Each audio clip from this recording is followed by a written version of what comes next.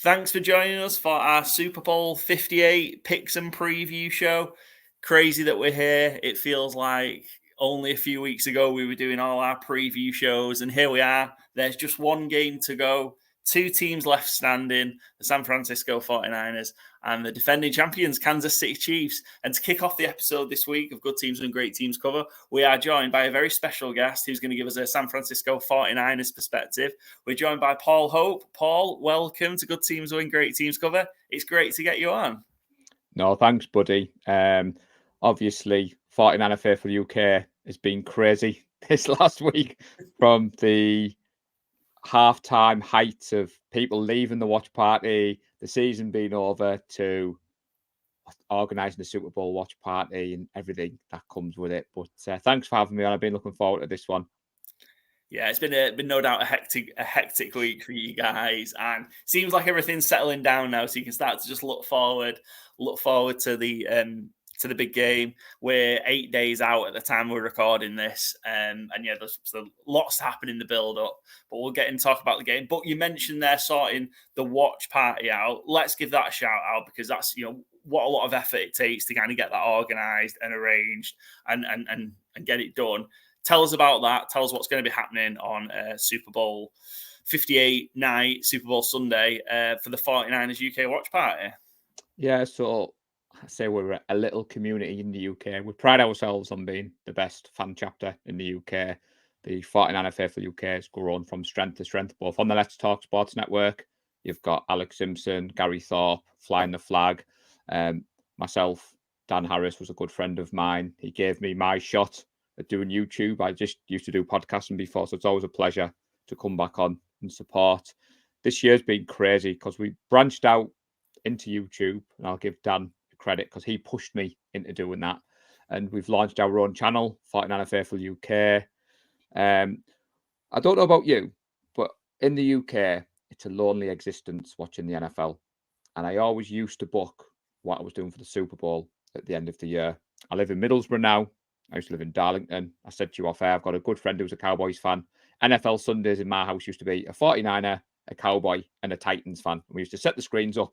We used to watch football. Now I've moved in with Tracy and I live in Middlesbrough. NFL Sundays are primarily me on my own, but the UK group we've got, Paul, does watch parties. And last year, the 49ers reached out to us. They got the UK marketing rights, and they said, look, we want to work with you guys. We want to kind of add a bit of razzmatazz to these meetups you do. And when we had the first phone call last year ahead of the Chicago Bears week 1, I thought it might be a one and done.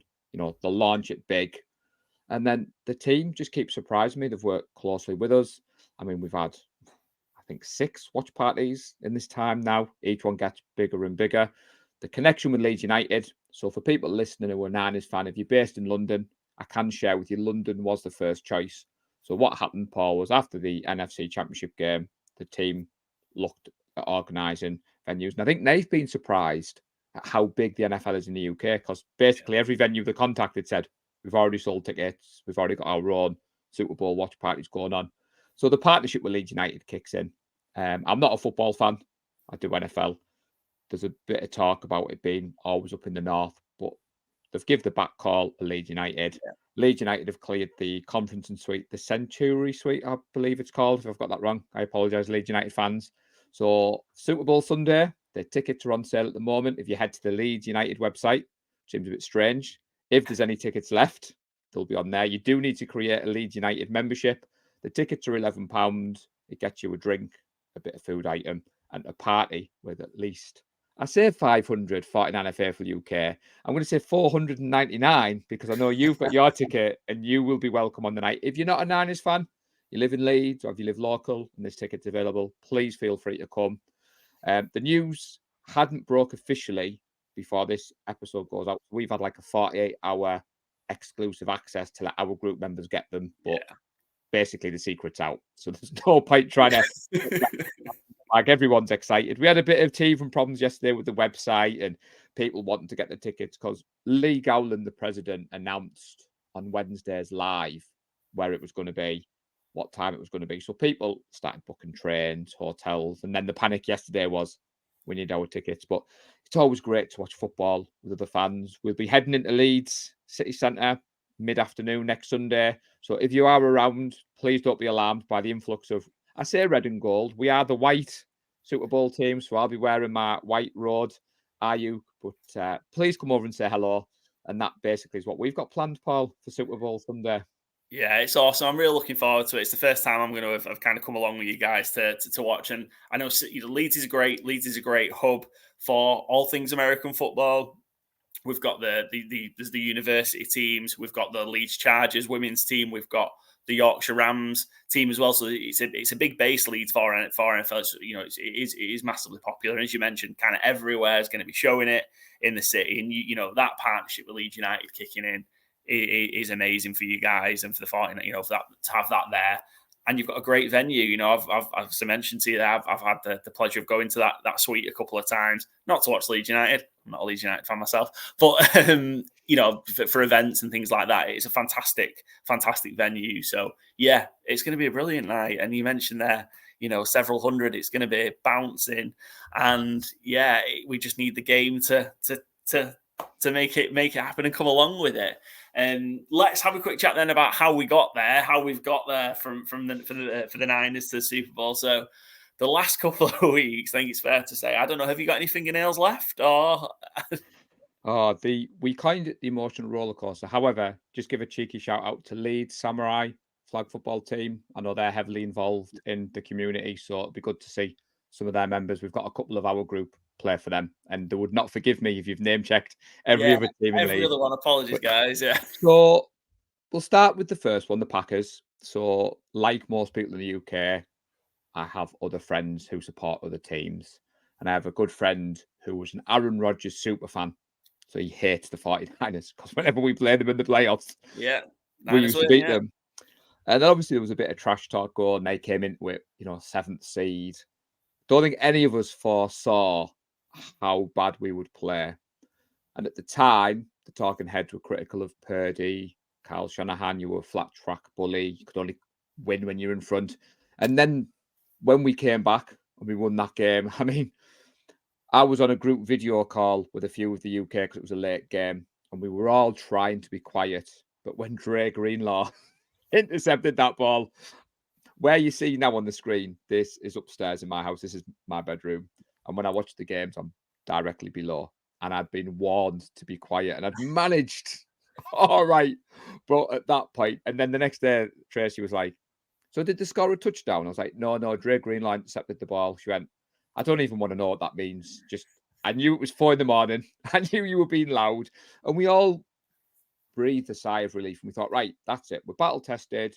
We've dusted off the rust, because there's that conversation in the NFL, isn't there? Rest versus rust and the momentum. And we thought, surely we can't play as badly as that. So last week was a strange one for us in 49er Faithful UK land. So we had a rival fan on our podcast for the first time. So a good friend of mine, Andy Norton, a long-suffering Lions fan. I've attended various meetups with him over the last couple of years, and we'd always joked if the Lions played in the playoffs, we would get together. But given the time of the game, so his first half experience was a lot nicer than mine. But he was worried at half time about Dan Campbell's aggressiveness. Now, I don't know whether, because I was in a sulk last Sunday because I couldn't go to the watch party in Leeds, our work local authority. I get paid last working day of the month. The 28th of January might as well have been January the 59th. Yeah. I knew, being the vice president of the group, that if we won this one, there was a Super Bowl watch party. So it was like, put all my eggs in that basket. But sat at home, the fear of missing out, seeing the footage coming in from Leeds. Lee Gowland was hosting the event, which was a fantastic achievement for Lee, good friend of mine. And at half time, Paul, people left the watch party, drove home, 24/7. The knock was, can Carl Shanahan come back? Now, people always talk about me being Captain Positivity, and I've got the proof. I've got the timestamp text. So my friend who's a Lions fan, I sent him a message, more tongue-in-cheek, more in hope than expectation. But I said, there's going to be a turnover. There's going to be a pick six. End of the third quarter, it's going to be 24-24. And he just sent a load of laughing emojis back. Then the turnover happened.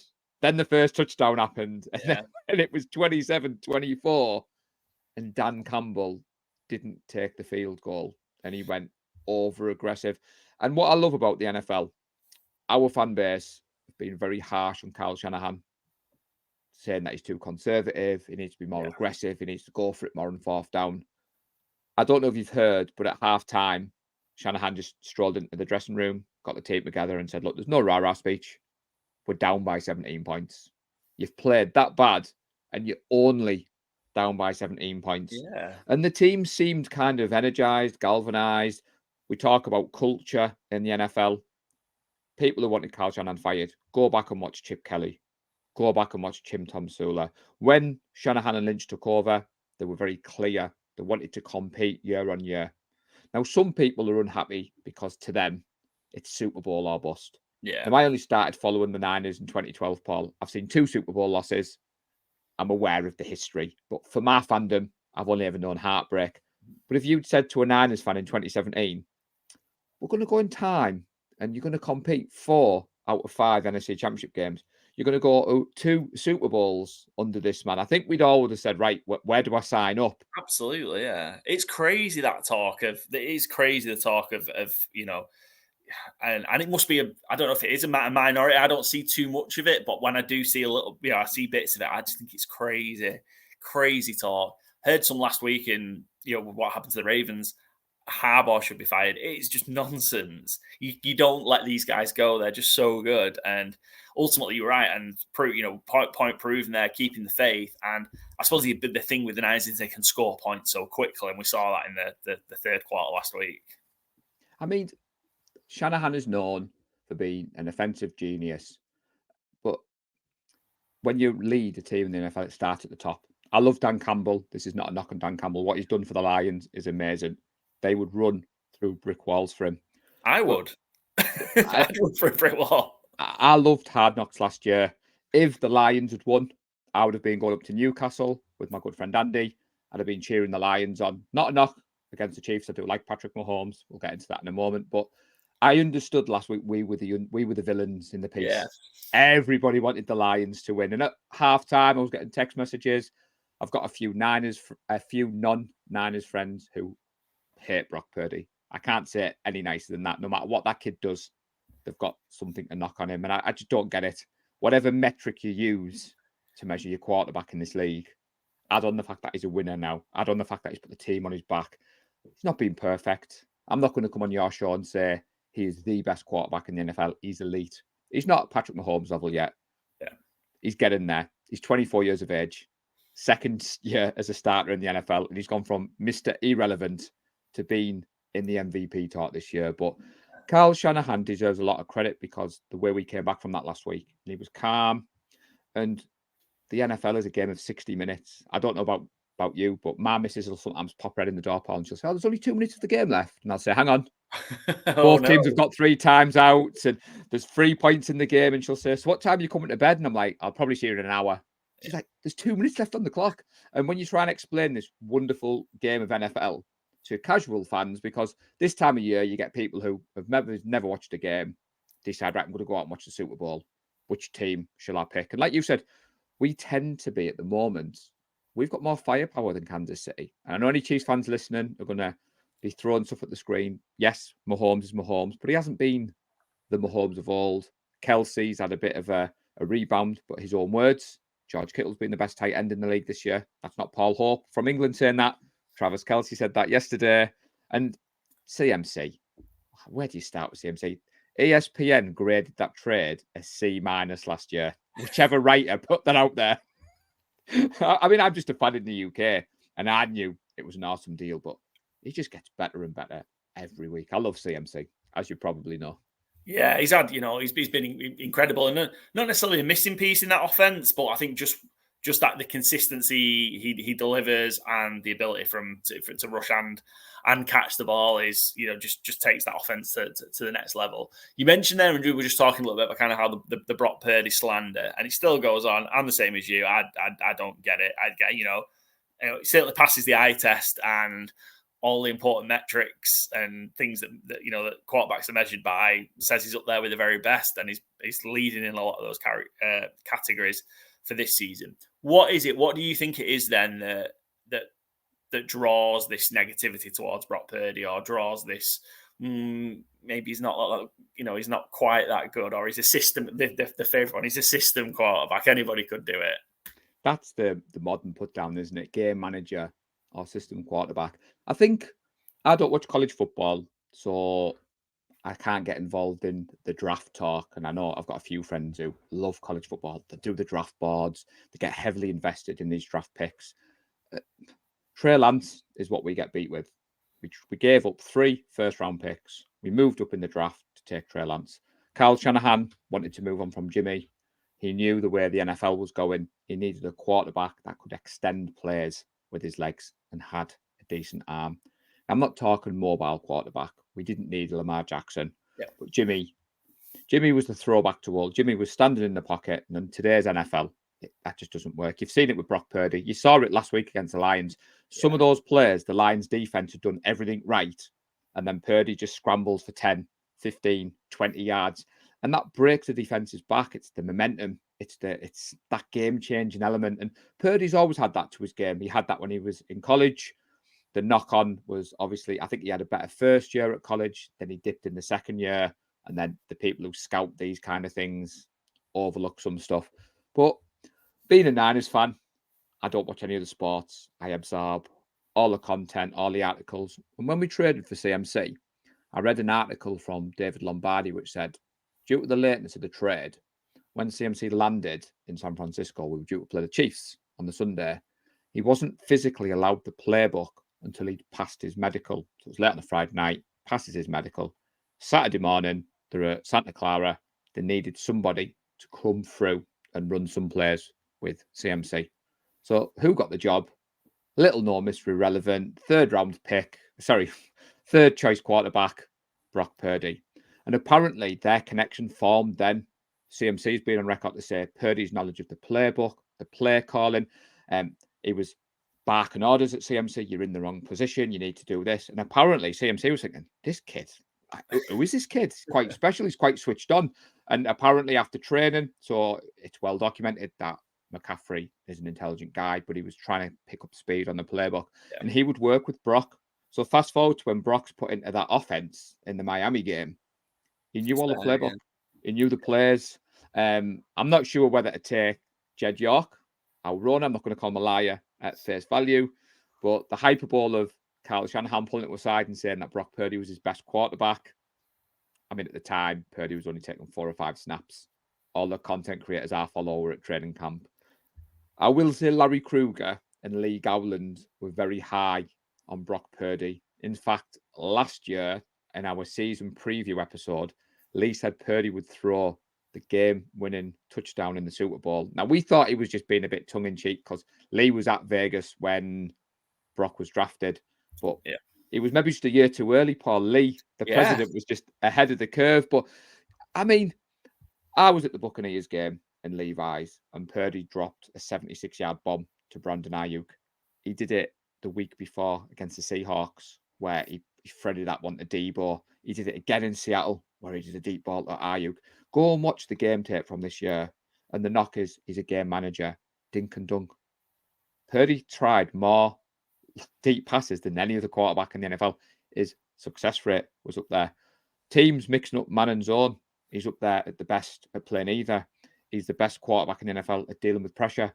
And the knock is you've got CMC. You've got George Kittle. You've got Brandon Ayuk. You've got Debo Samuel. Well, when I watch the Cowboys, I don't see many people complaining when Dak Prescott's going to CD Lamb. When I watch the Chiefs, I don't see many people complaining that Mahomes is going to Kelsey. Yeah. You go back through history. Joe Montana, is he not a good quarterback because he had Jerry Rice to throw the ball to? I just don't get it. I think it's maybe we're in an age where we can all put our opinions out there. I think some people want to be right and they don't care how or how long it takes. I'm a Niners fan. I went all in on Trey Lance. I was all in on Jimmy G. I loved Colin Kaepernick. Yeah. So And Who sometimes, knows? sometimes it doesn't work out, but it's such a great story, and and it is from being the very last pick of the draft, to having to work his way in. And you know what? Sometimes there is a little bit right place, right time about it. Benefiting from the injury, the nightmare of injuries that the Niners have had at quarterback to be able to kind of get in last year. But then once you get that shot, you've got to play to a good enough level to keep it. And Jimmy G's no mug, and Trey Lance isn't. Some point, hopefully, we will see the best of Trey Lance. Don't know if that means at the Cowboys, because that means something has to happen to Dak. But maybe somewhere we will see the best of Trey Lance, because the talent's there for sure. But to beat those guys out and keep them out, yeah, it's crazy that they're talking. I don't know. Maybe people just don't want to give the credit to somebody who was so drafted so late on. It's crazy. If Brock Purdy was a first round pick, I think the narrative around it would be different, which is crazy. Will be around he's progressing really well. He's kind of on that path where he should be for a first round quarterback and stuff like that. And it's just crazy talk. But he's the guy right now, and I think he's going to continue to be the guy for the Niners. And forget about inevitably, if he has a rough game, they'll all jump on him again. But he seems character wise more than kind of big and strong enough to kind of let that bounce off him. Yeah, he's come in. I mean, when he came in against Miami, every one of us thought, oh, here we go, third choice quarterback. On our show, I was very critical of, he was very like what most rookies do. He was trying to escape the pocket really quickly. He wasn't letting the play develop. There was an instance where he tried to kick out into play action, and two of the Dolphins defensive ends were just there. And all Niners fans were like, we've just lost two quarterbacks. But then the week later against the Buccaneers, he showed poise in the pocket. He showed that elusiveness where when he escaped, he went forward rather than to the side. And we thought, oh, okay, this is interesting. And then each game, he's got better and better. The interceptions, the Ravens game people use, one of them was on him. The other three were just freak bounces. But go back through history. Tom Brady threw interceptions. Yeah. Peyton Manning threw interceptions. And it's this narrative of, like, I remember in our Super Bowl run last time, Jimmy G threw 5 interceptions in practice one day, and it was headline news for a week. All the content creators were talking about it. And then it was like, actually, he's gone up against the best defense in the NFL. So maybe he will get turnovers. And I'm excited for the game. It's slightly strange feeling because last time I felt we were the underdog going in against Patrick Mahomes and Tyreek Hill and Travis Kelce. And then for 3 quarters, we were in dreamland up in Newcastle at our watch party with about 35 UK faithful. And I'll never forget the feeling when those lights went on 5 a.m. And I just looked around the room and I thought, 15 minutes ago, I was getting ready to be delirious with these people. But the Chiefs' defense have impressed me this year. Their playoff run, they went into Buffalo, knocked off Buffalo. They went into the Ravens. That Ravens defense, we saw firsthand on Christmas Day how good they are. But as much as Brock Purdy's getting the hate, isn't it funny that Patrick Mahomes and the Chiefs didn't put any points in the second half last week yet? You don't hear anything said about that. Not a peep. I mean, let's talk and let's be honest. The Super Bowl 58 is the rematch of Super Bowl 54 from 2019. You mentioned. I think these two teams have crossed paths, as you kind of alluded to there. That maybe before the Chiefs were the kind of one of the teams they were on the rise at the start of their run. But I think now it's the Niners that are the team in the ascendancy, and the Chiefs. When you look at the two teams, maybe 5 years ago, the Chiefs were better than the Niners. When you look at kind of 53-53, that's definitely flipped now. For sure, the Niners, man for man, are better than the Chiefs. How's it feeling going into this game now? I think the Niners, as we stand, I think it's going to stick now, but the Niners are 2-point favourites as we stand, so we're eight days out. 2-point favourite. I don't see that moving too much now at this point. It kind of started at 2.5, went to 1, and it's back at 2. I think that's where it's going to settle. How are you feeling is kind of with the Niners being the favourites for this game rather than the underdogs like they were in Super Bowl 54? Well, I said a couple of weeks ago when we were heading to playoffs that Patrick Mahomes was the one quarterback that scared me, that was left in. He's got that pedigree. I was cheering the Chiefs on last year because I did not want the Eagles to win the Super Bowl. So I was at a Super Bowl watch party last year. There was a few annoying Eagles fans. There was one highly annoying Chiefs fan. But it was interesting to watch the game as a neutral. They've just found a way to win football games, haven't they, the Chiefs? Whether that be ugly. Look at Let's Talk Sports, our good friend Alex Simpson. So Mr. Fact Checker himself So when he got into the podcasting game, and he's going to chuckle when I reference his story, he called me out a couple of years ago in our group about a take I had on Jimmy G. I was proven right. Give Alec his credit. He coughed up in the bet. I have to admit, his take of the Chiefs not making the playoffs on their show, which is on Let's Talk Sports, I'm surprised Gary and Matty haven't clipped that and put that viral, because Alec likes to kind of stick his neck out. And they just seem to kind of disappear from people's thoughts. Now, this narrative that the Chiefs are the underdogs, I've never bought into that. I've got a few friends across the pond who do the Chiefs Kingdom live. They're very brash, very vocal on how good the Chiefs are. I'm waiting for my DMs to blow up, whether they've kept it quiet. Travis Kelce, being a fan of his, he doesn't seem to run routes properly. He just seems to get open, which seems to work. And like you said, they didn't score any points last week, but their defense, I've never seen in playoff football prevent defense work so effectively as last week against Lamar Jackson. And again, Brock Purdy has a game like that.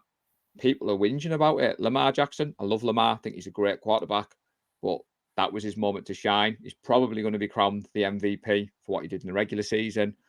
But offensively, the Niners have got this. I am slightly worried about our run defense. Steve Wilkes tends to be an old school coach. He likes to play with that wide nine. He likes to rush with four. He likes his secondary and his like cornerbacks to sit off a little bit. The kind of bend but not break mentality. Yeah. Some Niners fans get worried about that. The Lions exposed that really well last week with basically old school power football.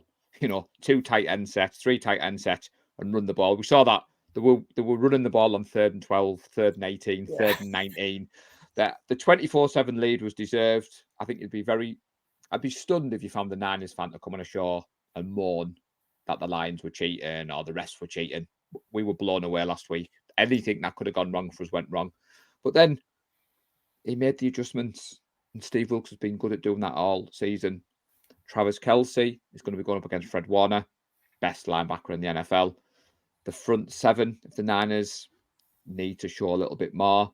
Kyle Shanahan and Steve Wilkes have both said they want to see more effort. I don't know if you've seen, there's a clip where I think it's their Lions' 3rd touchdown, and there's a couple of people just kind of milling about. Under Salah, we had this kind of swarm mentality. As soon as the ball was out, it's a bit like flag football. You shout the ball is out, you all just go to the ball carrier. And this year, we've seen the Niners take a slightly different approach. But if you go back and you look at the scores, and if you look at the statistics, our defense hasn't played that bad. But you've got to factor in there, we're missing Havanga. We've got Gibson, who's probably going to retire after this. Ryan was pulled off a cruise ship. So we are weaker at the secondary than what the Chiefs are. But I just want to see Kyle Shanahan kind of run the ball, lean on CMC. And Brock Purdy doesn't need to be Superman. He just needs to do what he's continued doing, Paul. Look, get his open reads. And we've battle-tested this Niners team. Kyle Shanahan is battle-tested. And maybe those 2 games in the playoffs were needed. If we'd gone into this plain sailing and then we went to a kind of slugfest with the Chiefs, Kyle can lean on that, if you get what I mean. Yeah, absolutely. It's that experience, isn't it? And that's been that was a huge knock against Shanahan, wasn't it? Around just in general, around the kind of close games behind in the 4th quarter, not come back and got it done. How big is, from your perspective, how big is it? How big is that now that they've shown that in the last 2 weeks that they can be down and can turn it around? We all look for stuff in the NFL, don't we? We love this game, and the stat used to come up. It was 0-30 when behind by so many points, and then we came back against the Packers, and everyone was like, it was only 4 points. It didn't count. Jordan Love threw the ball away, but to come back from 17 points down, that second half, that 3rd quarter will live long in the memory. I'm getting goosebumps talking about it. It was just unbelievable football. It was just that will. And George Kittle said momentum. He was interviewed in the lead up to the Lions game, and he'd had a bit of a dust up with the reporter who told him momentum doesn't matter. You look at the stats, you look at this. And Kittle's like, have you played football? Momentum is a huge shift. And we talked about that at 24-27. The Lions had a choice to make. 4th and 2. Do you go for it, or do you kick the field goal? Kyle Shanahan would have kicked that field goal. Yeah. Would have took the 27-27 and would have trusted his offense to get it going. I'm not saying Campbell didn't trust his offense, but it signifies to the defense that your coach doesn't trust you if you're going for it on 4th and 2. You should have kicked the field goal, give them a bit of a breather. And then all of a sudden, like you said, that momentum, the defense, Wilkes got a lot of criticism for the first half, but that play we're talking about, the Niners lined up and fooled the offense into thinking it was man coverage. So they had called a mesh concept, which was going to beat the man coverage. And then as soon as the ball was snapped, the Niners defaulted into zone coverage. That comes from Fred Warner. He's our QB on the defensive side of the ball. He feeds off his coordinator being on the sideline. I love Fred.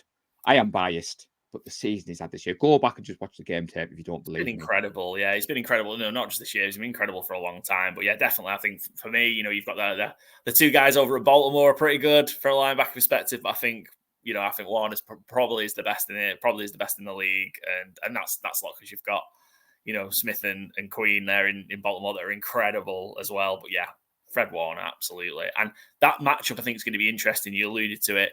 Warner, Kelsey. I think that's going to be really key. We saw Kelsey match up against Kyle Hamilton for the Ravens last week in the AFC Championship game. And I don't think Kyle Hamilton particularly played badly, but the passes and the routes, everything was just perfect to Kelsey. It was at times indefensible. How do the Niners upset that? Because that's massive for the Chiefs. That's stating the bloody no, obvious. That's massive for the Chiefs. But how did the Niners go about disrupting that? Because he was 11 targets, 11 receptions last week, Kelsey. He looked like the Kelsey of old that we saw last week. But how did the Niners go about disrupting that Mahomes-Kelsey connection? I mean, that touchdown, you can't blame Hamilton. The coverage was perfect. It was just, you can't get it. Travis Kelsey is a wide receiver. They talk about him being a tight end. He doesn't block like a tight end does, but it's very reminiscent of Gronk and Brady.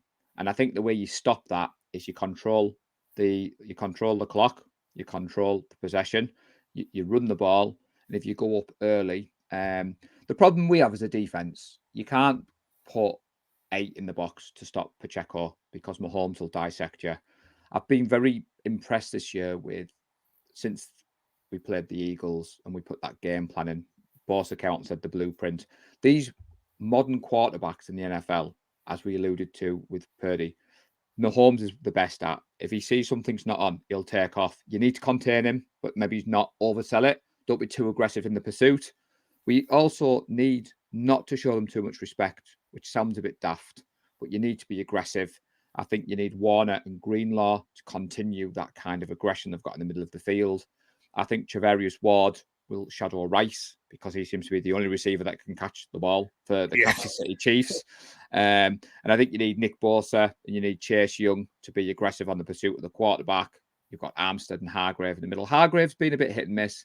I was delighted when we signed him from the Eagles. I've expected a little bit more. Yeah. But I have the confidence. But what's unique in this Super Bowl? We saw it in the last one. When we got the ball back with Jimmy, we wanted to come back. We just didn't have it. That difference is under Brock Purdy with CMC, Deebo Samuel, we haven't even talked. Deebo Samuel, Brandon Ayuk. Brandon Ayuk has had a year for the ages, and it's overshadowed because he's in this offense. Go watch Brandon run routes. He is a true wide receiver. There's a lot of talk that Deebo didn't deserve the contract. Deebo isn't a playmaker. Now we've got CMC. When Deebo's missing, like he was against the Packers, the team have come out and said a lot of the play calling was designed around Deebo. So when Deebo went off injured, that took a bit of the game planning away. I love 19. He's not the greatest at route running. He doesn't always put the effort in when he's the decoy. But my God, you put the ball in his hands. He seems to be unstoppable. And I think we've got that confidence. This team have been working towards this goal for a number of years. And I think the players wanted it to be the Chiefs and not the Ravens because there's some unfinished business. And I don't mean that in a nasty way. I'm not saying it's aggressive like it is against the Eagles. But Charvarius Ward said it last night. He said, in our mind, the Chiefs are the best in the world because they're defending champions. We've beat every other team in the AFC playoffs this season. To be the best, you've got to beat the best. And I think that they're up for this challenge, which is good. And I think Kyle Shanahan versus Andy Reid, that's one hell of a battle, isn't it, Paul? Yeah, it is. It's set up for such a great game. And it was a great game last time. Super Bowl 54 was a fantastic game. No, you didn't quite get the ending that they were wanting in Super Bowl 54. And fingers crossed that flips here this time. We've touched on a couple there, the Kelsey, how to try and control Kelsey a little bit. So what are the other one or two keys to the game for you that are going to enable the 49ers to win it this time?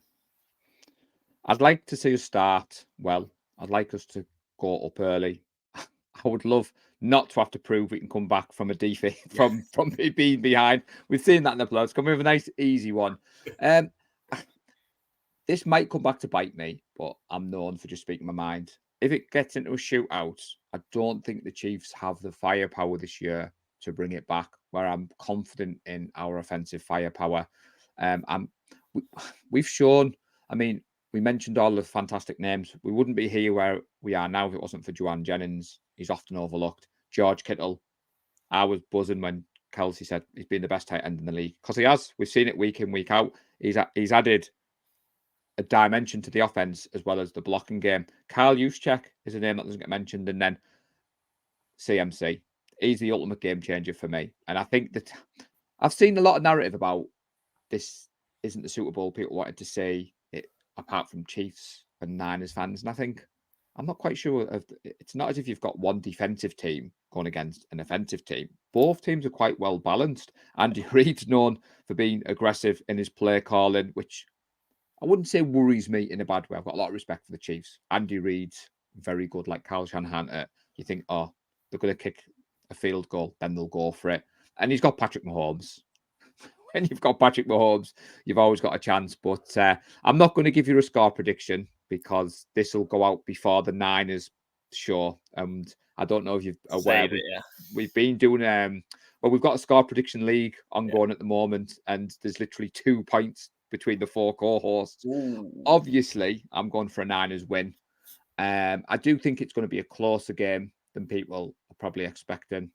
And I just hope the referees let both teams play. Yeah, we don't need a ref show in the Super Bowl for sure. It's so evenly poised. I think ultimately, whatever people's thoughts are about who they want to see, these are the best 2 teams in the NFL because these are the 2 teams that I've got here. I think it's going to be a great game. I think for the key, Niners need to do what the Ravens didn't last week in the NFC Championship game.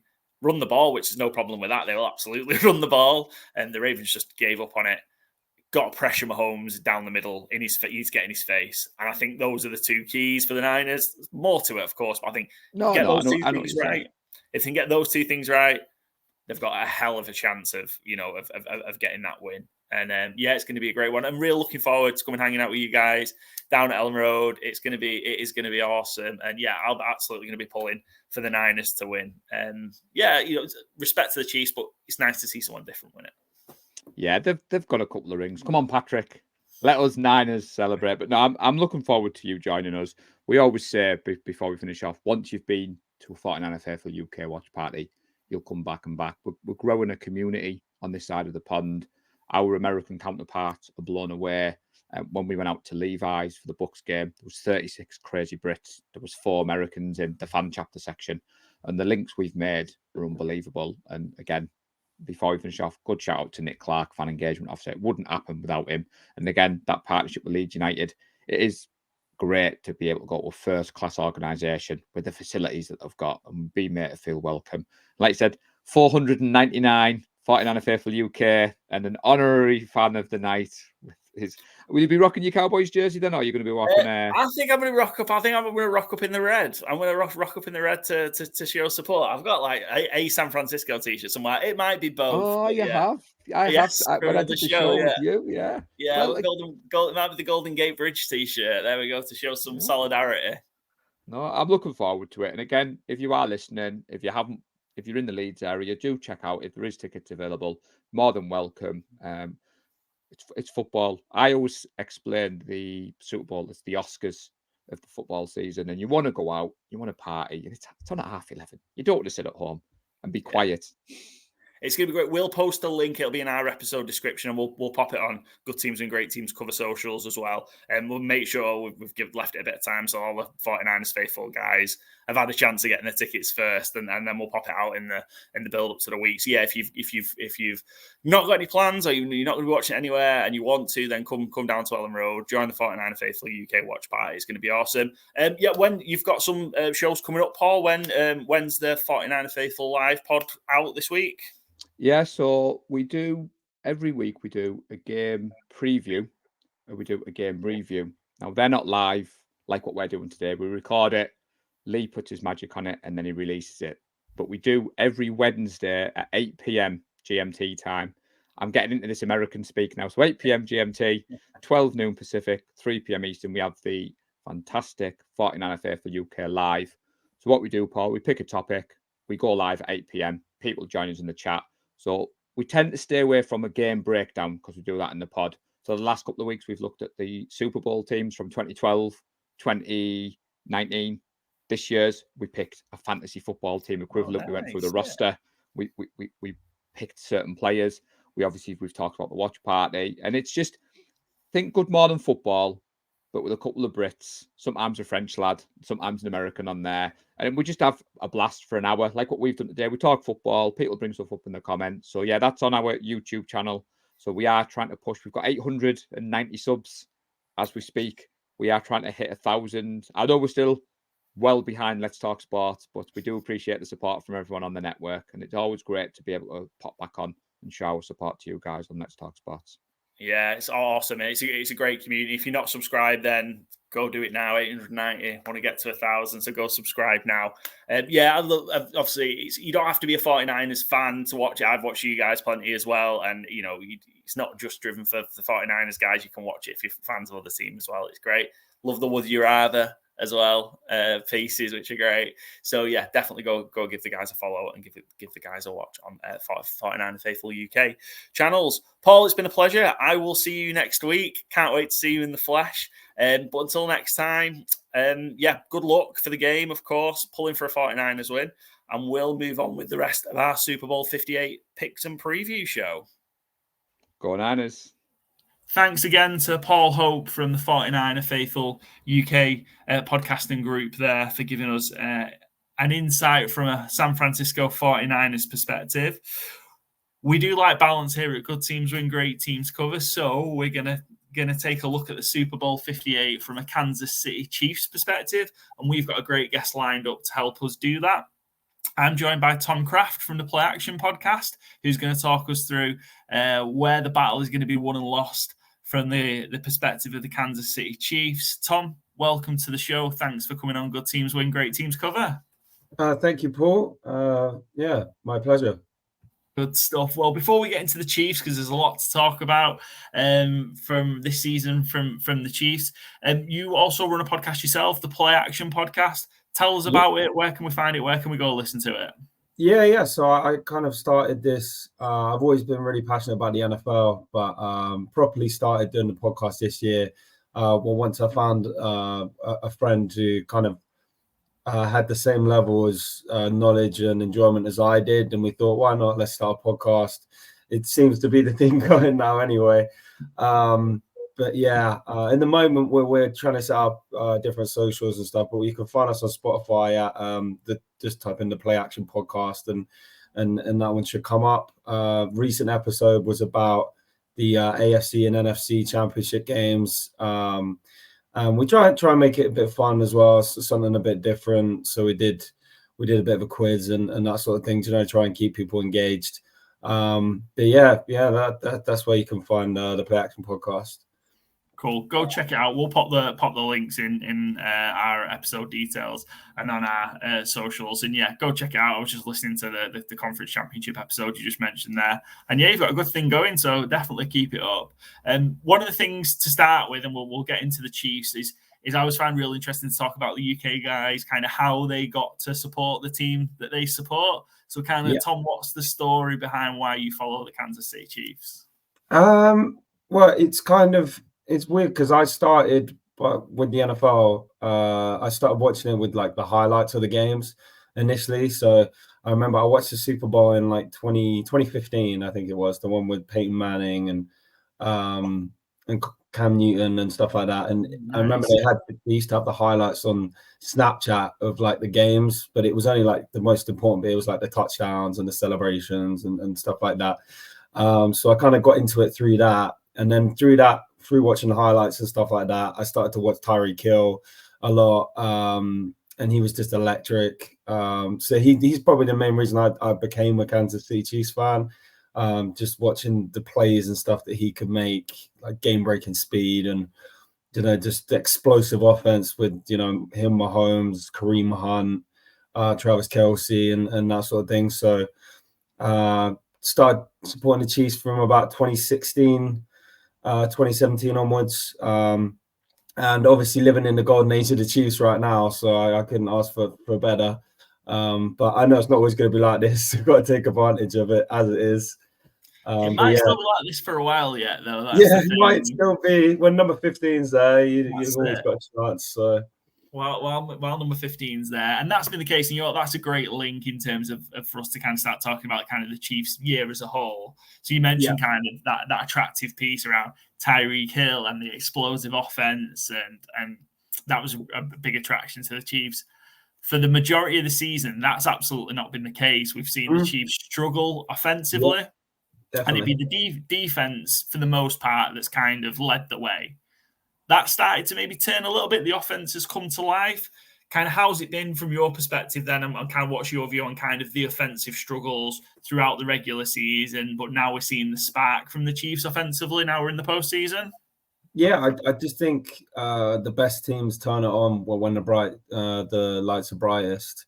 And you can see that with how the Chiefs receivers have performed. Like they've let Mahomes down quite a lot this year. I mean, he's had a down year as well. But at the same time, like he can't catch the ball. So like these guys have got to do their job. And they weren't doing it consistently. And that was hurting the Chiefs with the drops, with the penalties, just drives stalling out, all that sort of stuff. But I kind of always knew that they would be able to turn it around, especially when it comes to the playoffs. There's that heightened level of performance that you need.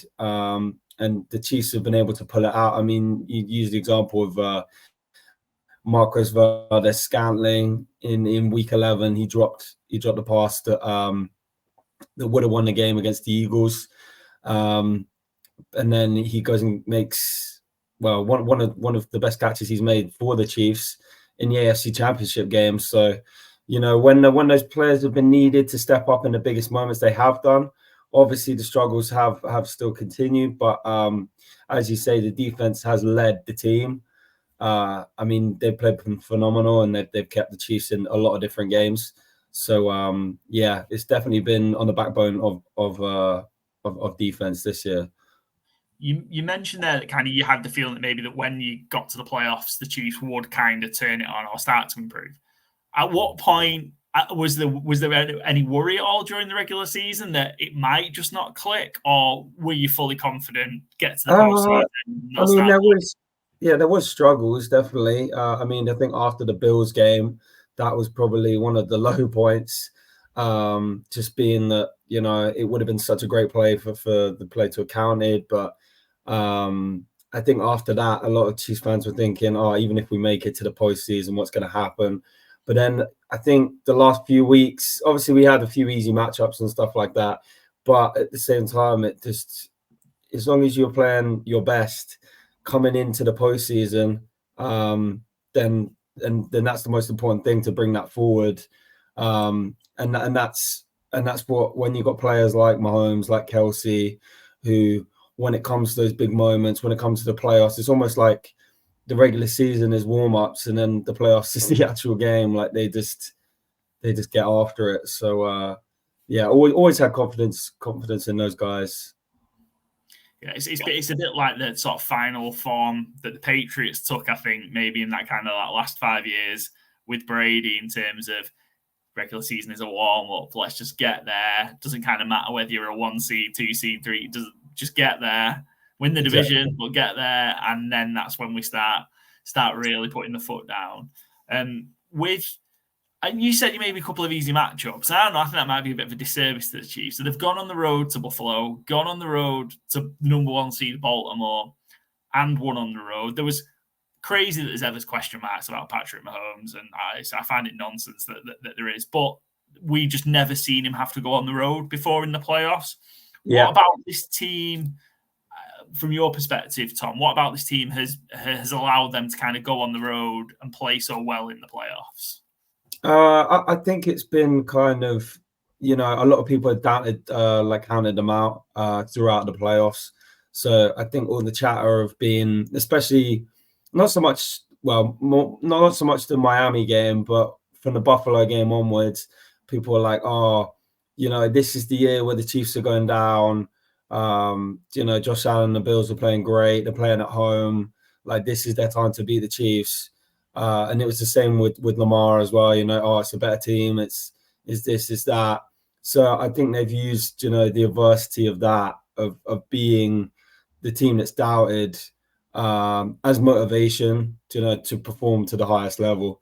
And especially, in that Baltimore game, especially in the first half, I mean, they dominated the Ravens from almost start to finish in that half. And then the second half, although offensively they weren't sound, from the defense point of view, they were like clutch as anybody. So I think the fact that they've been counted out, even with like 15 there, is one of the main reasons that they've been able to have this success throughout the playoffs, especially playing on the road.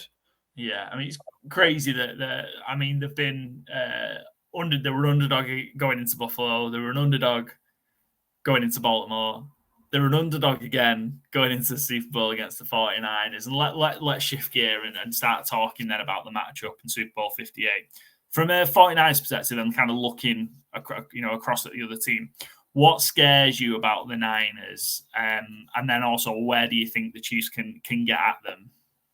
I think one of the main things that scares me about the Niners is their run game with Christian McCaffrey, especially because the Chiefs haven't played so well against the run this year. And he's probably the most dynamic running back that they're going to come up against like this season, in what he can do in not just like running, but catching the ball out of the backfield, and even trick plays and stuff, throwing it down the field. So I think from that perspective, I'm scared of that for sure. And then the fact that potent, they got a few different wide receivers. They got Brandon Ayuk, who's an all-pro.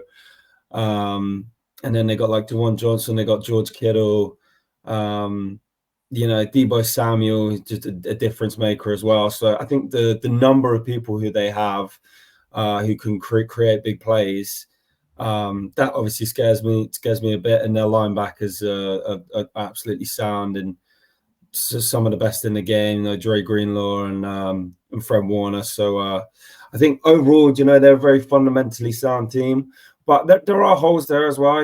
There's I talked about this on my podcast actually. That Ambry Thomas, who's one of their young cornerbacks, he's been picked on quite a lot in the playoffs. So I can see the Chiefs kind of taking advantage of that, trying to match him up. And then, in terms of the Chiefs' strengths, their defense has just played so well. And I don't think Brock Purdy's come up against the defense as good as the Chiefs this year. Maybe the Ravens in terms of like when they played each other.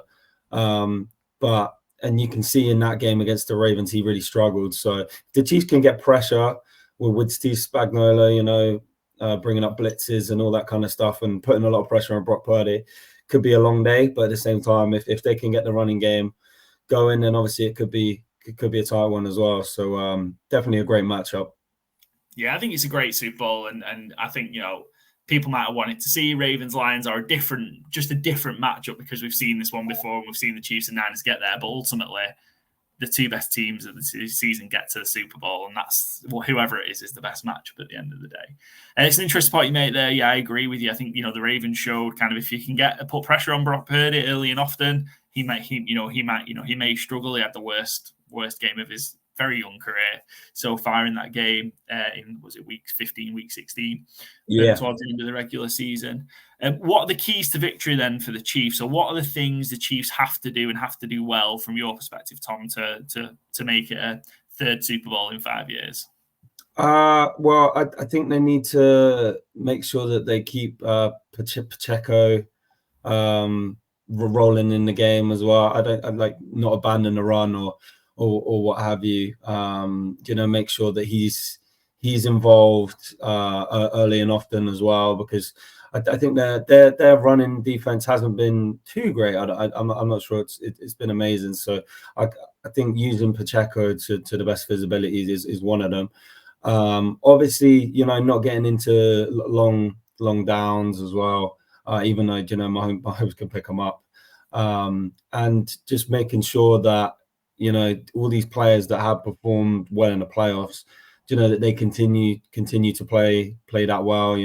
Travis Kelce to go out and but also these other guys to step up. So you need people like Rashee Rice, especially when when Kelsey's being blanketed by two defenders.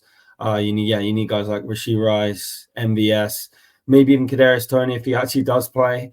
I've been making this joke all week about the fact that he's not nothing all year, and then he could go and make a big play in the Super Bowl. So, well, it's what he did last year, wasn't it? So yeah, he had two of the biggest plays in the Super Bowl, right? The punt return and the touchdown. So yeah, entirely possible. Although I don't know, the antics might suggest he's probably not gonna make an appearance. Exactly. Yeah, you made an interesting. I think good shout there. Kind of one to watch, certainly Rashee Rice. He's been the one that stepped up, hasn't he? In terms of from that the wide receivers that have struggled. In his rookie season, he seems to have earned the trust of Pat Mahomes. What's kind of made, from your perspective, Tom, what's made him so effective in his rookie season?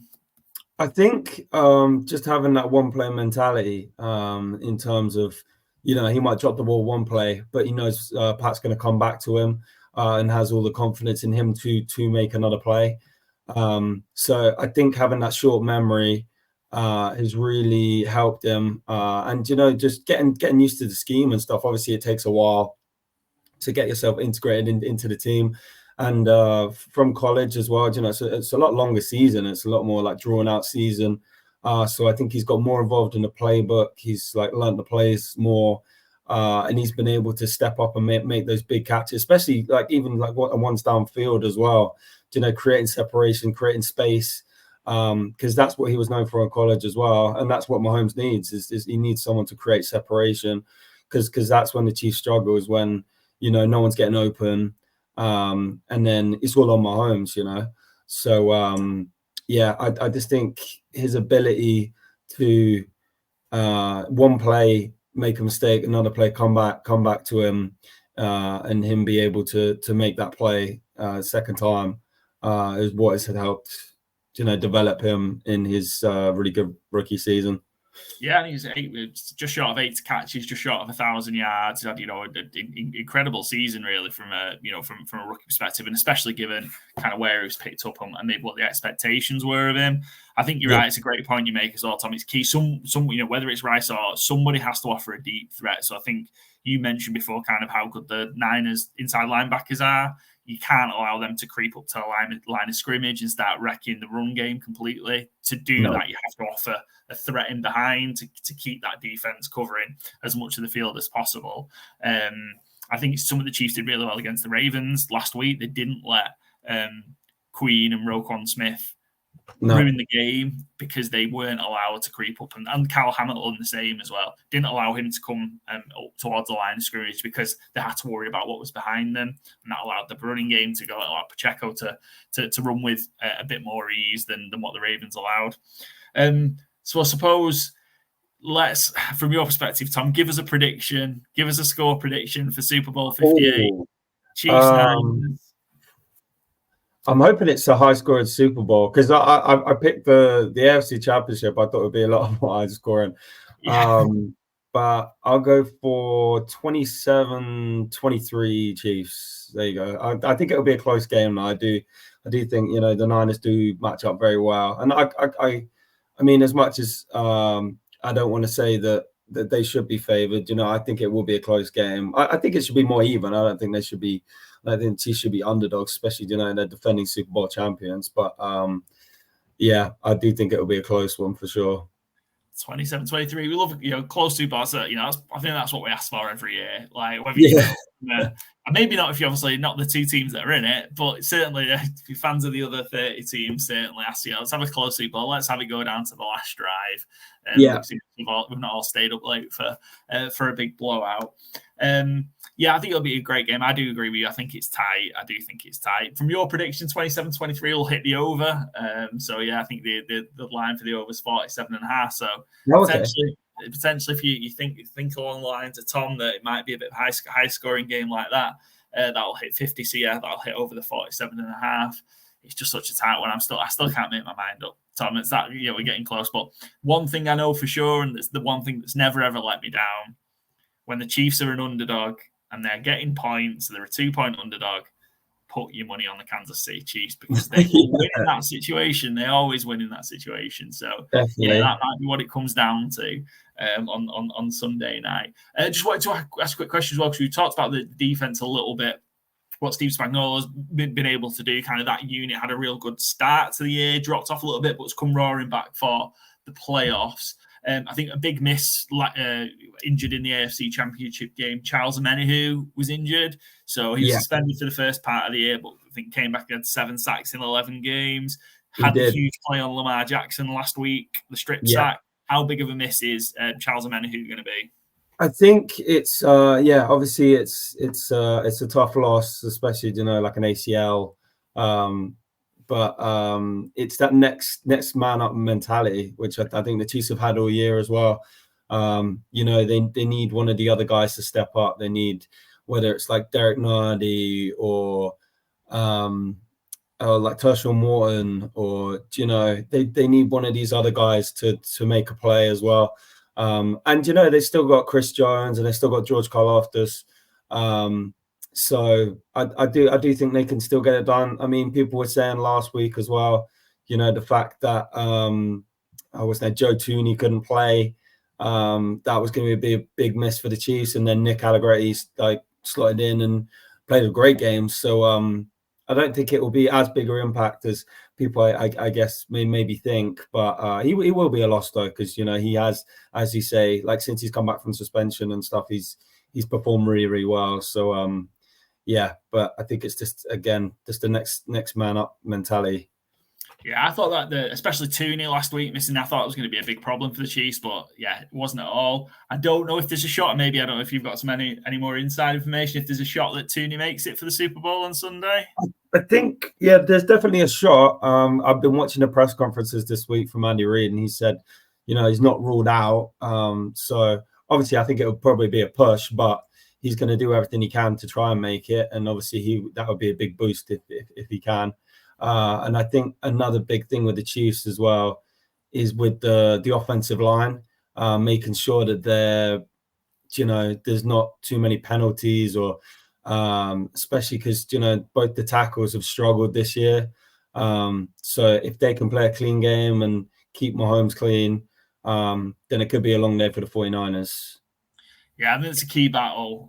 Those battles with Nick Bosa and Chase Young, who we've not really seen the best out of yet for the Niners, but, you know, apparently he could be benched for the Super Bowl. Apparently, that's what I'm hearing. Certainly one of the plays last week that the Lions, I can't remember, I think it was the second Gibbs touchdown, where he kind of walks in and Chase Young's just kind of walking about, and runs on that side. It looks so bad. So definitely. Cool, good stuff. Well, we're on for a cracker. Tom, thanks ever so much for joining us to come talk through all things Super Bowl 58. Really looking forward to it. Good luck to yourself and the Chiefs. Not that they really need it, but good luck to the Chiefs on Sunday. Give us a reminder again where we can catch the Play Action podcast. At the moment we're on Spotify, but we're on, if you just search up the Play Action podcast in all caps, then that should come up. But we'll be on other socials soon. So yeah, that's where you can catch. Good stuff. We'll make sure we share them, and we'll put your most recent episode in the description and share it. So go follow Tom and the guys. Tom and Omar, isn't it? Yes. Omar, my friend. Yeah. Go give Tom and Omar a listen, because it's great stuff that they're starting out doing, and it will only get bigger and better. Tom, hopefully we will have you on back on Good Teams and Great Teams cover during the off season and then in the run up to start next season. And Definitely. Who knows, you could be here celebrating yet another Super Bowl. That's the plan. Good luck for Sunday. We'll pass on to myself, Byron, and Joe, and we'll finish our Super Bowl 58 picks and preview episode. I'll finally have made a decision which way I'm leaning. We'll hear who Joe and Byron fancy, and we'll give you some top tips from a betting perspective, and also for your final fantasy game day lineup of the season. Tom, we'll catch you again soon, buddy. Cheers. Thanks to Tom Kraft from the Play Action podcast for giving us his Chiefs insight. We spoke to Tom. We spoke to Paul Hope from the 49er Faithful UK. Time to bring the usual suspects in on the biggest game of the year. Byron and Joe, welcome. We'll talk through game preview, our picks, fantasy game day, and a little Super Bowl 58 picks competition that we're going to have between us to finish out the episode. Byron, Joe, how are we doing? Joe, how are you feeling? Not just in yourself, because obviously you're poorly, but how are you feeling about the Super Bowl coming up with your beloved San Francisco 49ers involved? Yeah, I'm getting excited now. I think the first week, not really thought about much about it, but like this week feels like with the teams landing, having the media day yesterday, it feels like it's ramping up and excited for Sunday. I'm sure I'll get nervous as it gets closer, but right now, just can't wait for Sunday to roll around and have these stories, and plenty of storylines happening, which I think's like the practice field and all that kind of thing, just waiting for the big game to happen. It is. We're so close now. One game left. Byron, how are you feeling about the Super Bowl coming up, and it's the last game of the season? Excited and sad, I guess. Yeah, I was going to say a little bit of sweet. I think one of the things, though, like that's so great about the NFL season is that it's condensed. It does come and go, but like it means that everything matters so much. And I'm not going to say I'm ready for a break from it, but like I don't know, like it's nice having like all the build up and then it is done. Like it's not like sometimes I think with soccer, which we obviously love as well, like it sometimes feel like the turnaround is so quick. It's like it's Premier League, Man City win the treble, and then it's like, oh, they're back to the Premier League in 6 weeks. It's like, man, you didn't really. And especially like summers like this one coming up where it's an international tournament, like I love it because like it never stops, but like it never stops. So it's kind of nice that you have like such a big off season to enjoy and do all your speculation and mock drafts and all that. And but I mean, come 2 weeks from now, I'm going to be absolutely gutted because there's no football for so long. But at this point, I'm just ready for a huge game and to see one of them crowned. I'm not hugely bothered who wins it, which is kind of a nice place to be in. I'm not going to be too upset come Sunday. Love Mahomes, love Shanahan, love the 49ers offense and, the way they get going. Both great teams to watch. So, just look forward to watching it, really. Yeah, it's going to be a great one. I think, to be fair, I'm looking forward to a bit of a break because I think I just need a break from recording this show, to be fair. Probably have to hang out with you as well, mate. Yeah. Nothing personal. I think it's taking its toll a little bit. Poor Joe was on his deathbed. Like it's nearly killed him doing Good Teams and Great Teams cover over the course of a season. But you see, his face on camera. It's Super Bowl week, and he's still here. He is, yeah. We've all had a flu game. We've all had a Michael Jordan flu game over the course of the season. This is Joe's gutting it out right before the biggest game of the year. But before we talk about the biggest game of the year, it's been a week or so because we've had the week off. So we haven't had our kind of a show in between. We have been talking about all the coaching hires. We have 32 NFL head coaches. The final 2 positions were filled. The Seattle Seahawks hired Baltimore Ravens defensive coordinator Mike McDonald. So we've got a third Mike Mick as a coach in the NFL. And the Washington Commanders hired Dan Quinn. Let's start with the Seahawks first. Mike McDonald, what do we make of the hire? I think it's a good one, yeah. It kind of feels like they're getting a young Pete Carroll. Feels like he's a player's coach. Feels like he's, more a good man manager than he is a one scheme type thing, which I think it's kind of a dangerous trap to set in the NFL, especially nowadays. Of like, this guy's got this one great defensive scheme, and that's why we're going to hire him, because like, that's not going to last. That'll get figured out really quickly. He's obviously very young.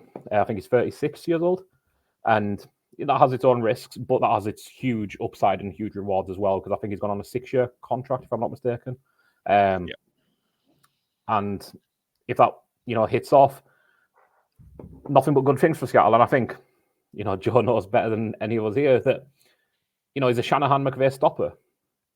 His defense stepped up against those teams in the regular season, and if you're sat in the NFC West, Kyle Shanahan is going nowhere. Sean McVay seems like he's going nowhere.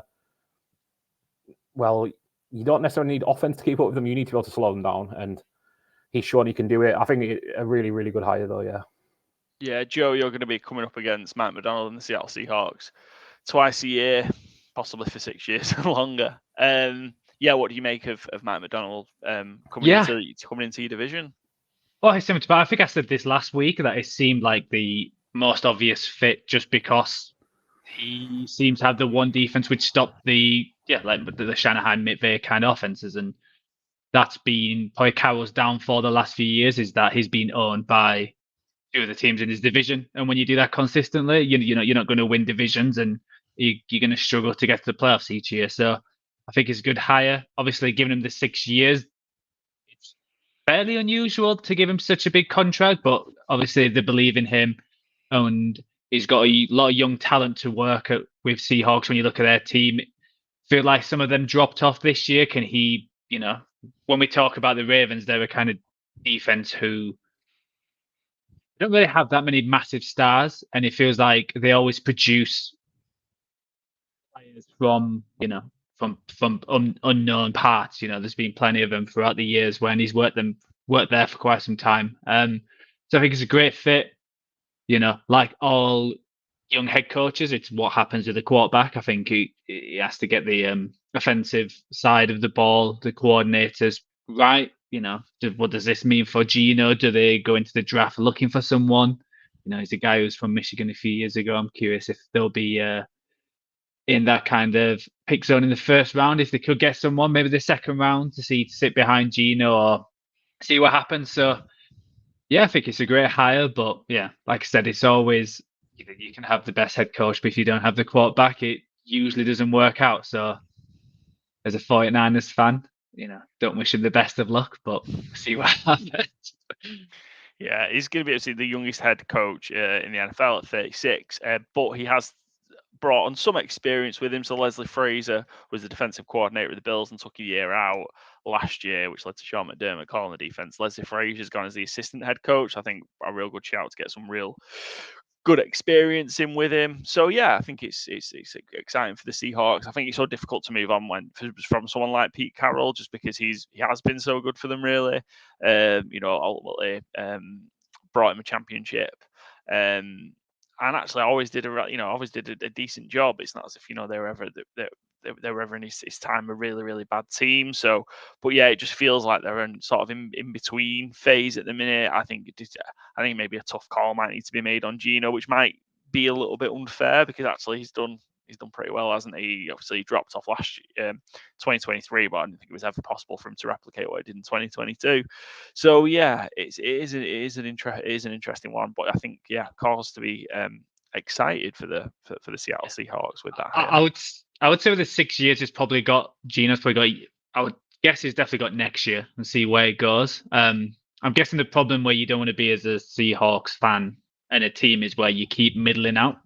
Yeah. And you keep having a good defense, and you might reach the playoffs but not go far, or just miss out on the playoffs like they've just done. So they're always in that middle ground for the max, which you've seen teams like the Steelers and teams like that, where they never get a high enough draft pick to actually get one of these, generational talents or someone who can, change a franchise. But, quarterback is a lottery, and they might find someone there second round or even the last pick, which we'll probably talk about in the preview. So I think Gino will have a few years just with the 6-year contract, but yeah, I think they'll get someone in either this year or next year and see where it goes from there. I mean, I'm willing to make a take now that we in our lifetime we won't see whoever gets picked as Mr. Irrelevant be a quarterback and get their team to a Super Bowl. That will never happen again in our lifetime. I'm pretty confident in saying that. Let's talk about the other higher, maybe a bit more interesting from I suppose to talk about perspective. Dallas Cowboys defensive coordinator Dan Quinn has stayed within the division and gone to the Washington Commanders. I was a little bit surprised about this. Obviously, we heard after the championship game, so I think earlier that Ben Johnson was going to stay in Detroit. He was kind of the favorite. Bobby Slowick staying in Houston. And then we've got Dan Quinn. I think it's a bit of an odd one because I just didn't really think he had a chance of getting a job after how bad the Dallas Cowboys playoff exit was and how bad the defense played in the game. Yeah, I think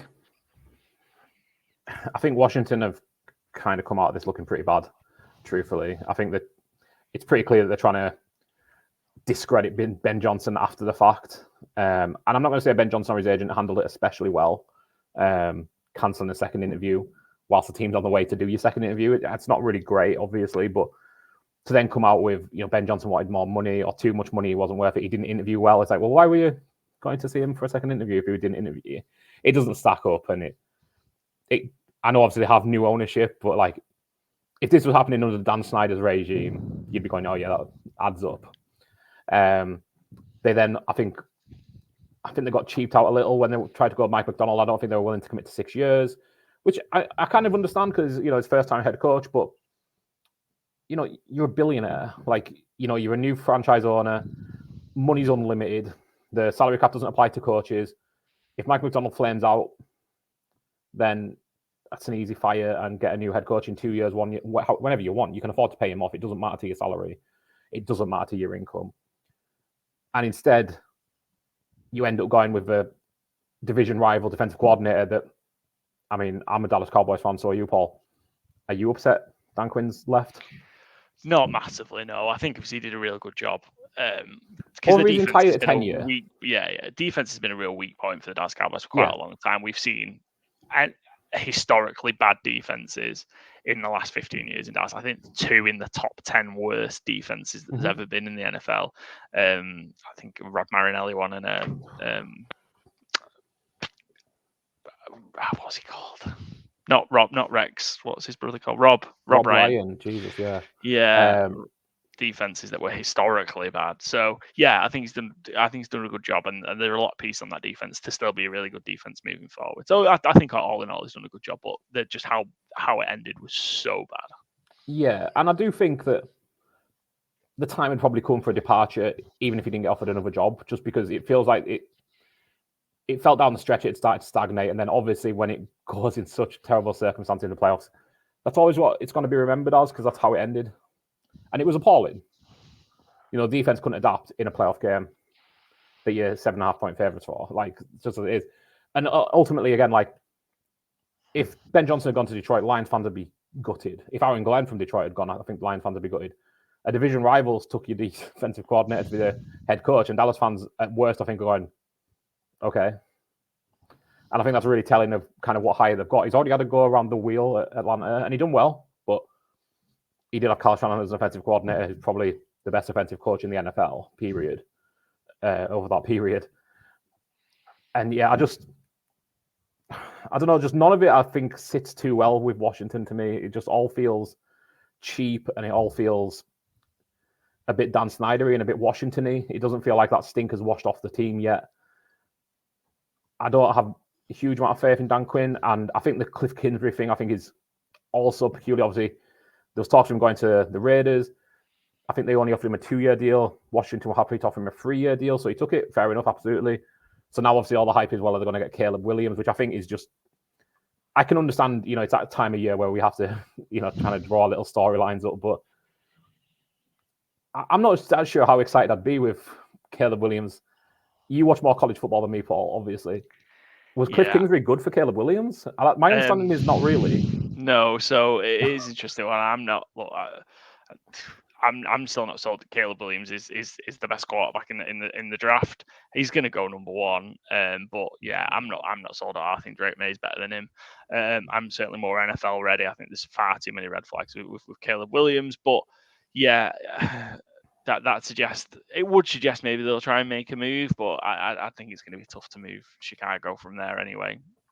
I think there were just too many things, and he's got a great arm, no doubt, Caleb Williams, but I think there's so much more that needs fixing, and he may run into trouble and character traits and things like that. I'd be worried. But look, on the flip side of it, Dan Quinn, you mentioned a couple of the plus points for him. Yes, he's an experienced head coach. I think he's 80 odd games as coach of the Atlanta Falcons.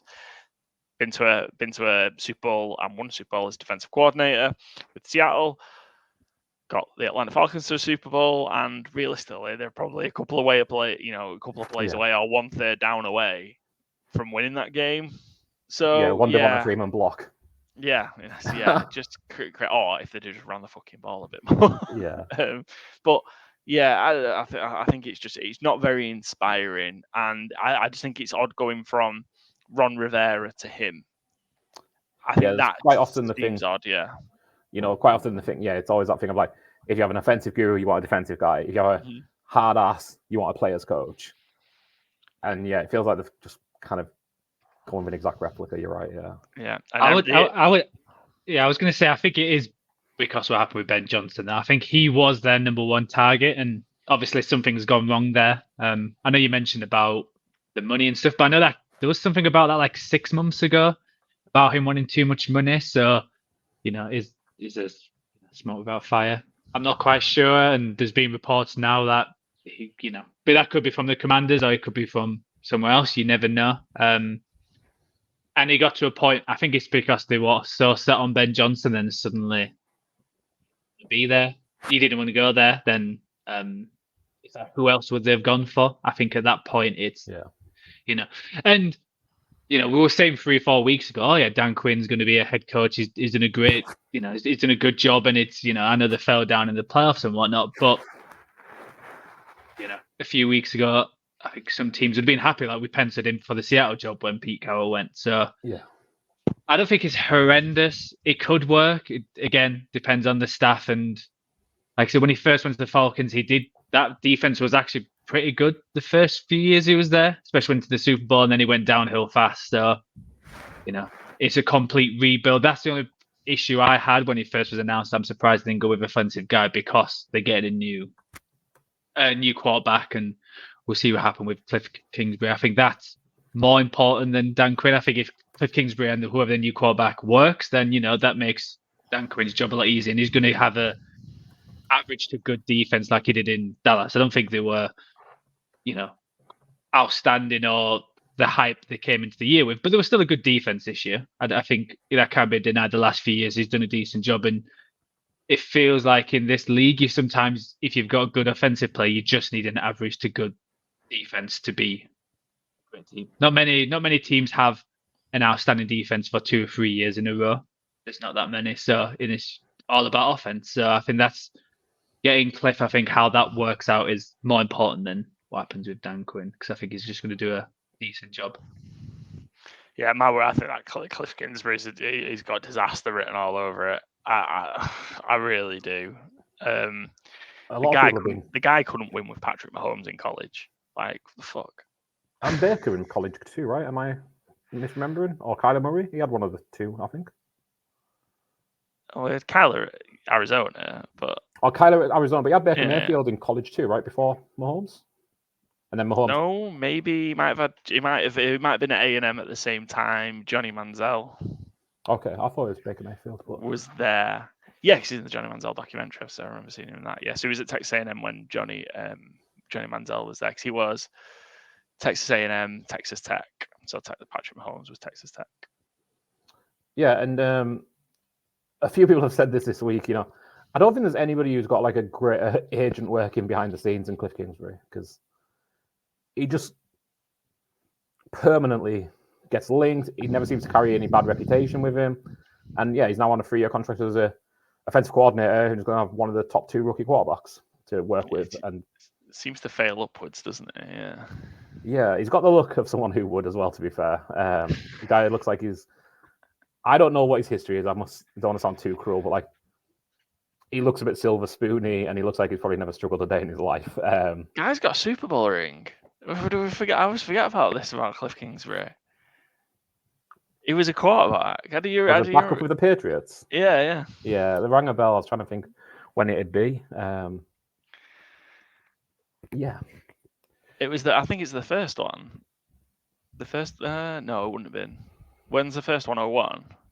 Yeah, I've just got his wiki. It was 04, yeah, 2003 was the Patriots backup. I'm guessing, yeah. It's like the first of the back-to-backs, yeah. The first in there, yeah. And just whilst I'm on the subject, Cliff Kingsbury had Baker Mayfield as his quarterback in 2013 at Texas Tech. Oh, sorry. And then Baker transferred to Oklahoma. I knew that I'd read that somewhere. I don't know college football, so it's entirely based on reading it. But yeah, he couldn't win with Baker, couldn't win with Mahomes. Kyler Murray's a good quarterback. He couldn't win with Kyler. Yeah. Good luck, Drake May / Caleb Williams / Jaden Daniels? Question mark? Somebody? Probably not Sam Howell. Yeah, probably not Sam Howell. It might be for a bit, I guess. Again, there's a couple of takeaways, I guess, that come out of this, like, this coaching cycle's finished, carousel stopped, everyone's got a seat that's got a seat. Eric Bieniemy has not got a head coaching seat and hasn't got a seat, period, which feels very weird. I don't think, I think if you offered him, time machine, go back a year and you don't leave Kansas City, I think he'd probably snap your hand off. We were sat here like week 7, 8, 9 going, Washington might not be good, but Sam Howell's been doing a really good job. And Eric Bieniemy's been working wonders with him. He's definitely going to get himself a head coaching job after this. And then it just fell apart, didn't it? Yeah. I think that's the issue. It just went downhill so fast and, I think it's tricky. It's like all these coordinators. It's similar with Ben Johnson rejecting his job. If next year, if the Lions, offense stinks, he's not going to get a head coaching job. So, and there's plenty of other coordinators who've done that, and then they don't get that chance. So, the one definitely, regrets going there. But I think how the season ended, I wasn't surprised. I don't think it's a big shock that Dan Quinn doesn't retain him because he is the new head coach. He can do what he wants. I think that's part of the gig. And I wasn't like when all these head coaching jobs came out. I don't think anyone was saying, "Oh yeah, Eric Bieniemy is going to get one of these." It's only like now it's ended. It's like, "Oh, why is he not going to head coaching?" Well, he wasn't up for it because the NFL moves quickly and the Commanders stunk. They got the number 2 pick. You blame on their head coach, but also the offense didn't work, and there was obviously the rumors behind what the players said and everything. And I think that does carry weight when an organization wants to commit to a head coach. And I think it worked in Chiefs because you had the players who enjoyed that. But when you get some players from other teams who are not quite used to them tactics, then that's when it leaks out and people get scared. Yeah, and Bieniemy's goes around on the interview carousel. It's not, he hasn't had it this time around, but he hasn't got a job probably for a reason. And I think that's a great point you're making about the personality stuff. Would you be, Seattle happy to give him a 6-year contract if he's clashing in his first year as no seeing a new place? I probably wouldn't, so. Yeah, it would be interesting because surely he will land somewhere. He will have a job, and surely somebody. And I don't know, maybe the Raiders have got. I don't know if because they were in on Cliff Kingsbury as an offensive coordinator, and then maybe that's an opening for him. They've got Luke Getsy, the former Bears of course, OC. Yes, the Bears OC. Yeah, so I don't know if there's we draw more lines to just in Fields now, and because that's again the games we play when there's nothing to talk about. But I was going to say the two other people without a seat on the carousel, obviously, and we talking about going back a few weeks. It's not long ago we were saying it's weird the Titans didn't even try and get a trade for Mike Vrabel, and it's kind of nice that the Patriots didn't hold on to Belichick and force a trade to go through, and neither of them get a job. Yeah, it's crazy. Imagine at the start of the season we sat here going Pete Carroll, Mike Vrabel, and Bill Belichick won't have a job, and they're not involved in any kind of dodgy ring. It's based entirely on their footballing careers and outlook and future. They are all unemployed going into next year. Vrabel's just too big for executives, apparently. But if What you a saw that line. report, It's Diana Rossini, yeah, she's on Robert Mays' podcast this week. It was, he's too intimidating the way he's built. He's a linebacker. Like, and is like coaching. He's not beating people up in the locker room as far as we know. Yeah, very odd line. I think it was to do with like executives who are making the decisions that get they don't want him towering over though. Yeah, exactly. Yeah, they'd rather have like a dweeby, Mike McDaniels to discuss it this way rather than a 6'6" whatever beast of a man telling them what to do. Yeah, Brandon Staley didn't get another job. Yeah, well, I mean, but I mean, yeah, surely if Belichick's intent on coaching, he will stick around, and someone will take him next year. And same with Vrabel. Like, we've never heard a bad word said about Mike Vrabel. Like, nothing's ever come out bad. He's a great football coach. I'd be loving either of them as a 1-year DC in Dallas. Yeah, I'd love to have Vrabel. I think he'd be absolutely incredible. I would say with them two out. I'm curious if there'll be teams who are willing to fire coaches earlier next year then and get them in. So because they're out, they're like, okay, yeah, we'll get them. We know they're there, so we're going to get them in now. So it might change people's strategy with how they do stuff. Yeah, cool. That brings to the end the 2024 coaching head coaching cycle. So we don't need to talk about that again until maybe our divisional previews. Let's move into switch gears and start talking about Super Bowl 58 because it is our Super Bowl 58 picks and preview episode. We're going to start with our draft. So if you've been following along with us, we've been doing a playoff draft competition. I mean, it's over. I've already won. I've gone 6-0 on the picks, but we're going to round it off with the Super Bowl, and we're going to have 2 picks. So we're going to pick a side or a spread side or the over/under side, and we're going to pick a anytime touchdown scorer as our second pick. So just so we've got 2 picks like we have had the other weeks. It'll be Byron, Joe, me, Joe, Byron. For the draft, I think what the records were. I'm 6-0. Joe, you were 3-2-1, and Byron, you were 2-4. Chiefs, Niners, Byron. Who are you going to take first? You'd have to. It's up to you. You want to take your anytime touchdown scorer first, or you can take your side or over under first. Who are you going to take, or what are you going to take? Yeah, and the money line is 2 points. Sorry, not the money line. The spread is 2 points. The spread is 2 points. Yeah, I'm going to take the Chiefs +2. Give me Mahomes as an underdog. Give me Mahomes plus points. And you just take it. I think they've shown that they're game ready in the playoffs. Spagnuolo's defense is rocking and rolling. Kelsey's looking like last year's Travis Kelce, not most of the regular season Travis Kelce. I don't think it's a slam dunk by any means. I think it's a great matchup. I think it's a very even matchup, but just give me the plus points. Yep. Pretty sound logic behind that. Chiefs as an underdog. It's crazy. I mentioned the stats last week for the conference championship game. It's crazy how good they are as an underdog. Especially since Patrick Mahomes has been a part of the team. Obviously, they're not an underdog very often. Yeah. Joe, we're up next. What are you going to take? Are you going to take the Niners -2, or are you going to take under, over, or are you going to go with your touchdown scorer? Well, I think I'm going to go boring and go touchdown scorer because there's one player who's heavily favoured to get anytime touchdown.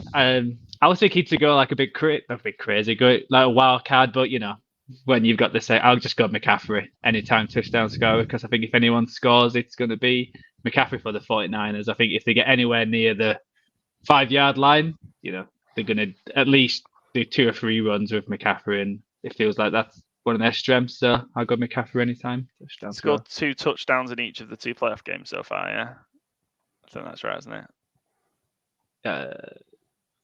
Definitely against Lions. Probably again, Pack as well. Yeah. Cool. But Packers game feels forever ago. Sorry, I was trying to think of the beat after than the Lions. I've got some choices now, and 2. Yeah, 3, I guess. But Joe, I wasn't expecting you to take that then. I'll leave the other side for you, Joe. I'm going to take under 47.5. I think this is going to be tight. I think if the Chiefs want to win, they've got to keep it tight and got to keep it close and keep it relatively low scoring. I think that's their chance to win.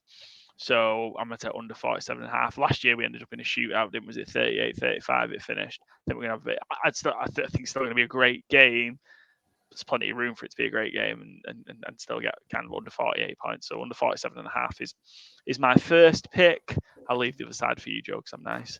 And then I will take. Give me Isaiah Pacheco, anytime touchdown scorer. Yeah, I think the ground game's key part of this one. For the Chiefs, and yeah, just angry Pacheco run. I think actually the Niners have been pretty soft against the run. The line showed that in the NFC Championship game. So give me Isaiah Pacheco, anytime touchdown scorer. Joe? Yeah, so my strategy works. I didn't expect you to take the 49ers, how much you've been barking about the Chiefs and whatnot. But then I also thought, is he going to do the thing where he bets both or says both, so he's a winner? I kind of thought about it just because, especially because we were watching the game with the 49ers faithful UK guys. I'm going to feel real bad. I do want the Niners to win, just to be clear. I would like the Niners to win just because we've seen the Chiefs win it the last few years. But so you banked on and said something else. But I just get Mahomes as an underdog, and I just can't not put money on it. That's fine, partner with. I'll just take the Niners win by one. Niners win by one. That's the perfect scenario. There you go. Yeah, my choice, I'll just go, because I think it's also going to be a tight game. So I'll go with the 49ers -2. This is more heart over head. I'm still, this game's always, I'm still surprised the 49ers are -2. I thought it might have flipped during the week or so, and it sounds like most of the money is on the Chiefs as well. So obviously the bookies are holding firm and not changing that. I feel like you said it's just Mahomes, and he's got like the Brady-like tendency where everything might be against him, but they still managed to win the Super Bowl in a year. So, but I'll go with my heart and I'll go 49ers. Yeah, -2. Hopefully they win by 14, and it's a very relaxed and enjoyable Super Bowl watch, but I know that's not going to happen. Chance. No way. Byron, your anytime touchdown scorer. It's pretty easy when there's only 3. I guess it makes it nice and easy. I'm trying to go Travis Kelce. It's been his seen the script, playoffs. Yeah. Pardon? Have you seen the script? Yeah. Of course I have, yeah. Yeah. Kelce just announcing a new album. Smashes the Grammys. Well, what's going to happen next week? He needs to have his moment as well, right? He hasn't had enough. He's going to have a CD in his back pocket, isn't he? So when he scores a touchdown, boom, gets a Swift album out.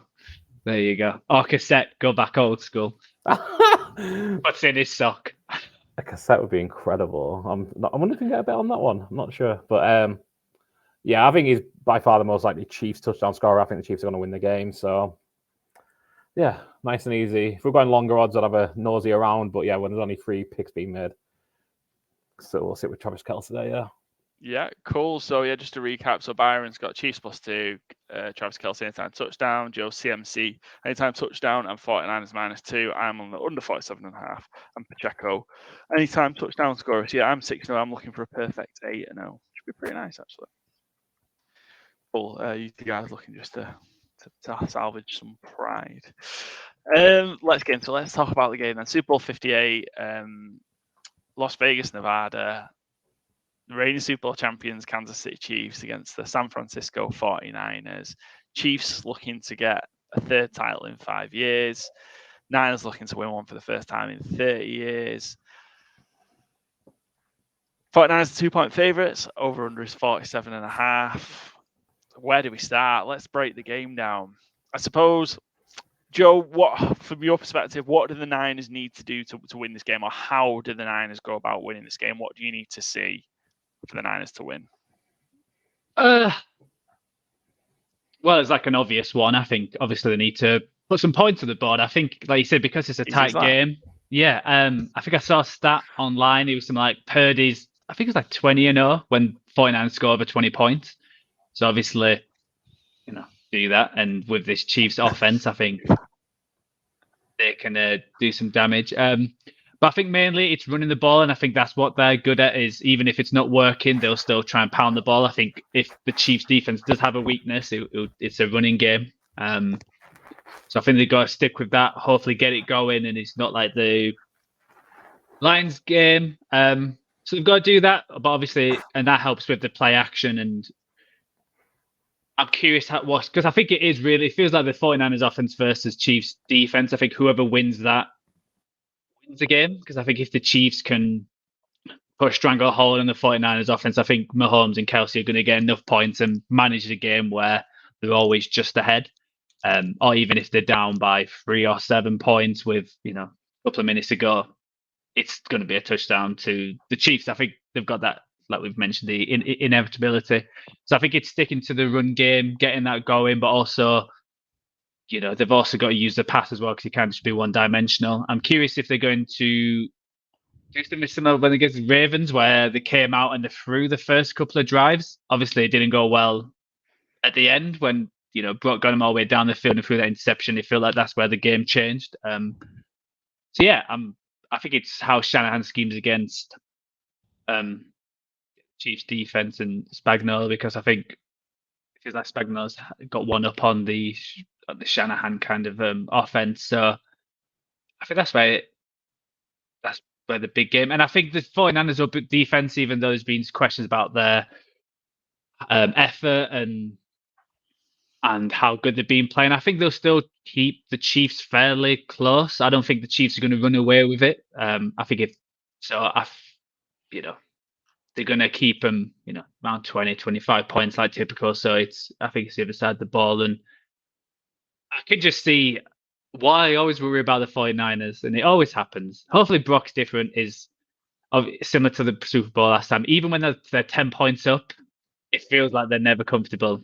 Me and Byron talked about last week where Shanahan goes into his, shrinks a little bit, doesn't go for it, starts playing safe or not smart football, and letting teams who have got the best quarterback in the league back into the game. So that's my worry, and obviously against Mahomes. But yeah, I think it's all about the Niners offense versus defense. Yeah, I think for me the key for the Niners, we talk about what's the script for the Niners to win, what do they need to do? They just need to do the things that the Ravens didn't do. I think, and I can't see the Niners, falling into that trap. The Chiefs kind of made the Ravens play the game that the Chiefs wanted them to play. Don't think the Chiefs are going to be able to influence that quite as much against the Niners. Run the ball. I need, if I see CMC 22, 25 carries, if I see Debo getting 4 or 5 carries, I think that's the kind of play calling that will support the Niners winning this one. Although I suppose my one worry, and I saw a stat earlier, and I apologize, I won't be able to credit who it was because I forgot. But obviously Shanahan's been in 2 Super Bowls. One as a coordinator with the Falcons, we've touched on that earlier, and one with the Niners against the Chiefs, Super Bowl 54. He didn't give his running back more than 15 touches. In fact, I think more than 14 touches. Deontay Freeman touched the ball 13 times. Mostert touched the ball 13 times. My worry would be, I don't think that he'll be able to come away from CMC, just he's such a big part of the offense. My worry would be that for just some reason he just starts shying away from the run. And that would be a big worry for me for the Niners. I just don't, the way they're set up now, I don't think they can. But I need to see CMC carry that ball 25 times. If I do, I think the Niners will win the game. It's just if the Chiefs manage to kind of lower them into a game that they don't really want to be playing. Yeah. That's interesting. And they just did it to Baltimore. Yeah. I would say the one thing is the difference between the last game is that Purdy's more willing to scramble and run, where if it's not there, he'll just go. I think obviously Jimmy G can do that because he just couldn't out sprint a defensive tackle if he wanted to, but Purdy's got that sharpness, and then we talked about it last week. We'd have to go, but it felt like Jackson was just didn't want to do that. It just wasn't prepared to do that. And I think because he's a higher quality quarterback than Brock Purdy, Jackson. So I think he was like trying to make stuff happen. Where the thing with Purdy, I think, and it's an advantage to his, is if it's not there, something against Lions, he'll just go. He'll not think, oh, I've just got to keep waiting. He'll just shoot out of pocket, and that's when you get the 5-10 yards and just keep the drives going. I think that's what sometimes the Niners do, which is frustrating. They can go on a 15 play touchdown score, and it looks easy, and then they'll go 3 and out the next few times. And you could see that against the Lions. I think if Jimmy G played against the Lions, I think that would have happened. But where Purdy, where it's the third down, he managed to scramble for a couple of first downs. I think that's why I'm more confident with this team with Purdy rather than Jimmy Garoppolo, because he's just able to extend it a little bit further when the player's not there, because obviously Shanahan drew them players at them third downs, and it didn't work because he had to scramble. And I think Purdy's able to continue the drive while someone like Jimmy G just stood there like a Stone Age pony and just got sacked or just threw it at someone's feet. So that's like I'm a bit more confident with Purdy rather than what happened in the previous years. Yeah, Byron, probably just for a 49ers perspective, one sort of big concern probably will be what they're giving up on the ground. They're giving up 160 yards per game in the playoffs. It's almost double what they gave up per game in the regular season. How did it get right? It's really tough because if you bring an extra guy in the box, then you're freeing up an extra couple of yards to Travis Kelce. Rashee Rice will yak you to death, much like the 49ers receivers will. I don't think there is an easy solution. I think you kind of just need your big defensive linemen to turn up and, dominate that line with your, one-on-one. I don't think really blitzing is going to pay off because Patrick Mahomes wants you to blitz him all day because he'll find room downfield. He'll scramble an extra yard and he just will. I don't think the 49ers come out blitzing to try and shut the run down. I think they just need to dominate up front. I don't know if they can, but I think that's their... I don't think they can go too heavy on it because I think they'll just get ripped apart. Yeah, I think it's a big part of who wins this game. Yeah, and it's easy, battle of the trenches. But just the Chiefs showed, actually we talked about how good the Ravens' run defense last has been, and it might be difficult for the Chiefs to run the ball. It wasn't. It was so easy for them to run the ball, and they were without Tooney. I don't know if he's going to be back for the Super Bowl.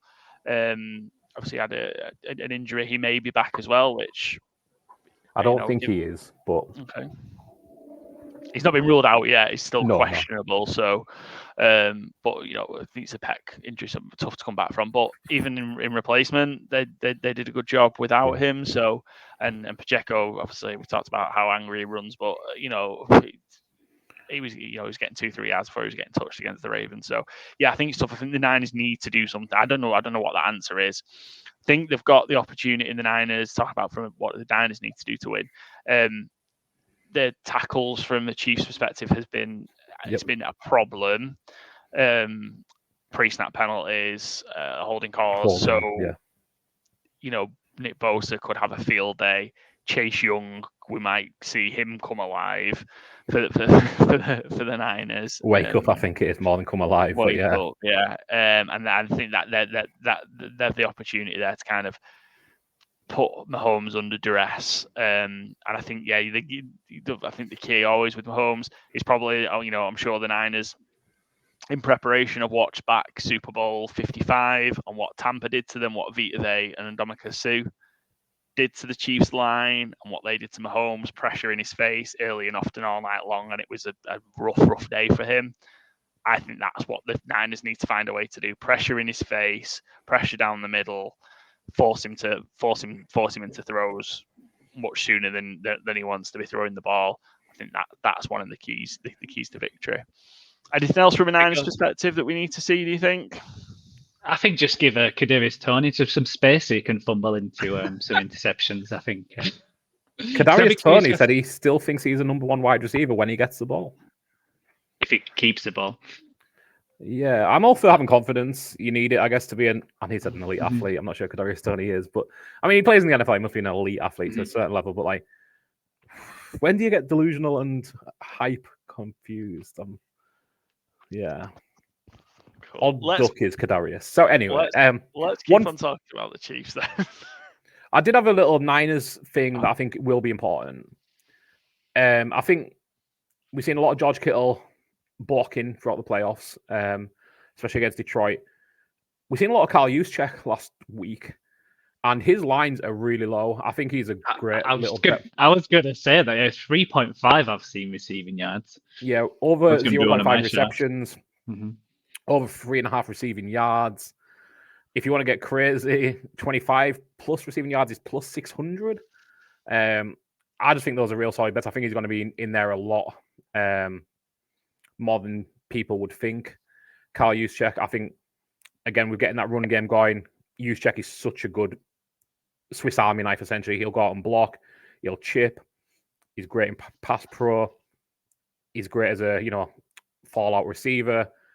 He can, for his lack of overall volume in his career, he's such a useful piece.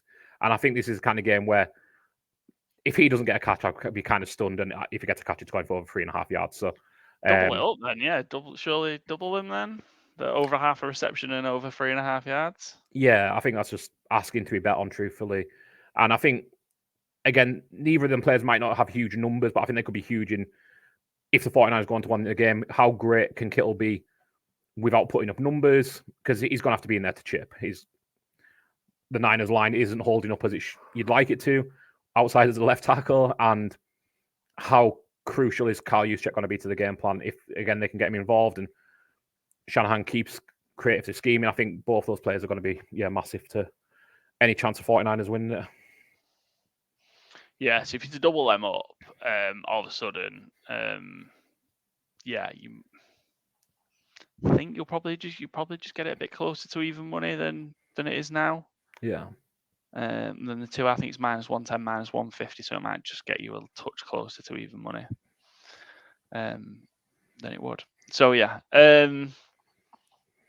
Yeah, some good shouts there. We'll get into that. Let's just break down the rest of the game quickly first. Chiefs perspective then. Byron, do you want to take this on? What are the things that need to happen for the Chiefs to win? What are the keys to the game for a Kansas City Chiefs victory? I think, it's easy to say Patrick Mahomes needs to be Patrick Mahomes, but I think to allow that to happen, both lines need to be as good as they've been in the last few weeks. The O-line, and especially the tackles like you've mentioned there, they can't be having the holding penalties. Nick Bosa is going to be highlighting that every single, time he gets anywhere near that backfield that he's being held. If he doesn't get a sack, he's going to claim he's getting held, and he probably will be. But it's how much do the referees pay attention to it, how much do they punish it. If they don't punish it often and decide to let them play, I think that's a huge advantage for the Chiefs.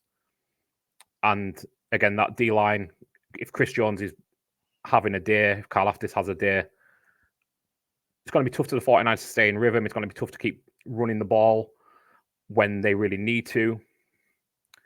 And yeah, I think that's kind of where, it always feels cliche to say it in the trenches, but it's also cliche to say it's down to Patrick Mahomes. So, allowing Mahomes the time to be Mahomes, I think is crucial. And then pushing the Niners out of rhythm, putting it in Brock Purdy's hands and making him have to win the game, I think is exactly what Steve Spagnuolo is going to want to do. Yep. I think that's a great shot. I think probably the Chiefs need to find a little something more. Charles Omenihu has been, since he served his suspension, real good for them. He had the huge play on Lamar, and obviously he's out now for the Super Bowl. Did his ACL against the Ravens. So, find someone else to kind of step up and be that extra pass rusher. I think it's going to be big. I think, again, the commitment for the Chiefs, don't come away from running the ball. It's massive. It's easy to say, but it is massive. And I don't think they will. I think they've got enough of a run game. A run game there, and as we discussed, the Niners have been really weak against run, especially in the playoffs. The Lions and Packers ran all over them. And I think key is how they put Kelsey in the positions to win. So he won one-on-one a lot of time against Kyle Hamilton last week, and it wasn't that Kyle Hamilton had a particularly poor game. It was a lot of just sometimes some offenses just you can't defend against, and Mahomes and Chiefs Mahomes and Kelsey at times can be that combo. But I think they just need to find a way to disrupt Kelsey a little bit more, and whether that's try and get him a bit more contact, try and put a bit more contact on him on the line. What they do, and I'm not sure what that is, but the Ravens tried having Kyle Hamilton shadow him, and that didn't work. Joe, any sort from your perspective, anything that you think the Niners can do then to kind of disrupt Kelsey? Yeah, I'd be curious if they'll drop some of the linebackers to try and help with Kelsey. I think obviously it's a balance between going all out, stop the run with the 2 or 3 linebackers, and then also because they have been known to follow the tight end and try and cover that middle of the field to try and stop Kelsey. It's one of probably the weakest 49ers spot is that middle of the field, the slot corner and the second corner. So I'm curious what they'll do with Tre'Davious Ward. I'm curious whether they'll stick him on, because obviously usually they'll stick him on their main wide receiver, but it feels like the Chiefs don't really have a main wide receiver. So wonder what they'll do there, and if they'll attack the other, Thomas or Lenore, if they'll attack them with MVS or someone like Tony. I think it could be a big game if they get Tony involved, because we talked about the Niners' run stopping ability, and it felt like they struggled most on the outside rather than running. Well, Montgomery certainly did damage running through the tackles in the inside, in the middle, but it felt like that was brought on because Gibbs was able to run on the outside, and I think Jones did that quite a lot. So I'm wondering if they'll do certain designs to get Tony out in space and running around that way. And I think vice versa. I think the 49ers have got to do the same, where you do a lot of CMC through the middle, but then you try and sprinkle in some Debo running the outside run, because when you watch the Super Bowl when they played last time, Debo was massive in that game, getting 10, 12 yards chunks, just running these outside runs with these with the Chiefs secondary. I think because they're one of the best in the league, so I don't think you can really get Purdy throwing all the way downfield. So I think it's going to be huge. And then runs, and also Kittle. I hope they'll get Kittle more involved, where he's just picking on the linebackers rather than going after the secondary. So I think it's a bit of chess. See who schemes up the best schedule for the runners. It's gonna be a great game, and Spagnuolo against Shanahan. It's gonna be fantastic, drama to watch.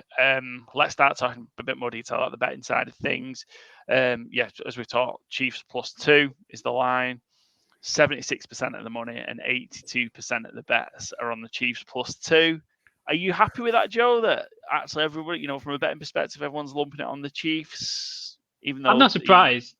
I'm not surprised, because we've talked about it since the Chiefs started winning. It's like, Chiefs plus money, plus points, you're going to bet on them. So, and everyone's just doing this. That's why I was surprised it didn't flip, just because how much money has gone on the Chiefs at plus points. So there must be something the bookies know, or why they keep it. Why they're keeping the line at that amount. I'm not surprised, just because we've said it's Mahomes, so it's that obvious mindset. We've been drilled with Brady, and now it's Mahomes. It's that if you're getting plus points, just chuck your money on there. So makes sense. I think if it flipped, if Chiefs are -2 and the 49ers were +2, I wonder if the betting would have also flipped as well, where 80% of the money was on the 49ers instead of the Chiefs. I'd have flipped. Yeah, I'd have flipped. I'd be on the Niners as an underdog. We've talked about. I wonder if sort of in this next few days, because it's Wednesday, so as we get a bit close to Sunday, a lot more money should start coming in as well. So I wonder if we start to see some changes in that line. It's been pretty steady for a while now, since it's settled down. We've talked about it at length. The record. Chiefs as an underdog. Against the spread, where I can't remember what it is, because I've got the stat from last week. It's 12-5 now, isn't it? It was 11-5 straight up that they've won as an underdog with them beating the Ravens. It's now 12-5, for the Chiefs. So it is crazy. And then I think it's 12. It'd be less. I think it's more than that. It might be like 14. 14, 2-1 or something. It's crazy. Any other? Are you guys comfortable? Are you happy on a side for over under? I've called an under. I think just the Chiefs defense, and we might see the Niners defense step up a bit as well. So yeah, I'm liking the under. I think 48 is still quite a lot of points, so I'm quite happy on the under. Yeah, if I was betting, I'd go the under, but I probably won't be betting the over under. Just I don't feel I have a great feel for the Super Bowl ones. I do feel like under's probably the play though. Just on the balance of how these games seem to play out, it often feels like the more you hype it up, the more you get underwhelmed. So this feels like it's been hyped up as an all-time, two great teams, etc. And yeah, I can just see might not be as high scoring as people are expecting. Yeah, I mean the Niners aren't particularly a massive overs team. They were 11-8 for the over this year. The Chiefs are 6-14 from an over perspective, so that's kind of a big driver behind the under for me. Anything else? Shout out kind of any other prop bets. We'll talk a little bit about a couple of the classic Super Bowl ones because we've got a little bit of a game we're going to play to finish off. But any of the other prop bets that are sort of screaming out to you guys? I mean, one that came to mind based on something you were saying just about Shanahan's history with rushing attempts for his running back. I wondered what you thought of Christian McCaffrey's lines 18.5 rush attempts. The stat that I saw worried me a little bit around, is he just kind of going to go into his shell a little bit and just start doing stuff we're not used to seeing? But actually, I think with CMC, he will force you to keep running. Yeah, that's kind of what I was thinking. So I quite like it. I think for me, like if I know it sounds odd, but if the Niners if McCaffrey runs the ball 25 times, the Niners win. Hard to see that not happening. Yeah. Yeah. So I would just be keep feeding it. And I think there's a bit you need to kind of wear the Chiefs down from a run perspective as well. Yeah. So yeah, I 18.5. Yeah, I like. I would be astounded, barring injury, if CMC isn't 20 plus rushes. And another one in the same market I do like a lot, and Joe kind of touched on his wheels, etc. Brock Purdy over 3.5 because you can hit that in 5 plays, especially if they're in catch-up mode at any point. I can just see that. I'm not going to say he's going to get 10, but I can see 5 being not a struggle to get to. So yeah, 3.5 feels very low to me for that. Yeah. Joe, after you. Yeah, I have a few. I like Juwan Jennings is 40.5 yards, and it feels like he stepped up big game, especially third down. I think the Chiefs are a good defense where they're going to put him into situations where it feels like, well, they call him, third and Juwan. Because they normally hit him on third down. He's the man. So I think 40.5, especially I think how the Chiefs defense is, there's going to be plenty of times where they need some yardage. So I do like that. I also like MVS is 19.5, and I think if he just catches one, it's going to be close to that mark. And I think with the 49, especially the other side of the secondary away from Ward, there can be a gutter. So I do like the MVS. And my other one is because usually I go big on Ayuk, but I think this week it's Samuel. So I think rushing and receiving yards is at 79.5, and I think they're going to get him in the game massive. I think it's going to be similar to what they planned for the Packers game, that he's going to get so many touches, runs, and just short passes, screens. So I think he could have a big game, and that's probably the only reason I agree. I think McCaffrey 8.5. I think I will probably go because he's the only running back. He only comes out when he gets injured, and bring Mitchell in just to score. Like last week, but only thing I worry about is that I think they're going to get Samuel a lot in play this running game. So that's why I would probably stay away from it. But I wouldn't be surprised if I had to choose, it would be over. But yeah, I think they're going to get Samuel big into this game. So basically, to get 80 yards, I can see that happening on receiving and rushing. Yeah, cool. I think a couple from me. I got burned last year on the sack stuff with the Super Bowl, so I got sucked into the Chiefs Eagles, two teams with no sacks, and there was like 1 sack in the game, wasn't there? Or half a sack. Oh, 1 sack. But yeah, I like George Karlaftis to record a sack plus 125. I think he shows up big for the Chiefs in big games, big plays where they need to pressure, need to get pressure on the quarterback. He tends to be one that pops up, benefiting from the attention that Chris Jones gets because you can't double them all. So yeah, plus 125. He's short. He's actually shorter than Chris Jones. Jones is plus 135. So yeah, Karlaftis benefits from kind of the havoc that Chris Jones creates. Kicking points, not one that we cover very often, but Harrison Butker over 7.5. Just like that one over 7.5 points. So kind of you talk about a couple of field goals, and I think it'll be a tight game, so we might see some drive stall. Points will be very valuable. This isn't Dan Campbell rejecting field goals kind of situation. Points on the board going to be key. Scoreboard pressure, a big part of these tight Super Bowl games. So yeah, Harrison Butker over 7.5. Kicking points. Also, I think that's a big, not battle because they're not on the field at the same time, but potentially a big advantage that the Chiefs have got in having experienced, reliable kicker in Harrison Butker. We've seen a couple of wobbles from Jake Moody. He's not convincing. Even the ones he makes aren't that convincing at times. I think that could be one to watch out for.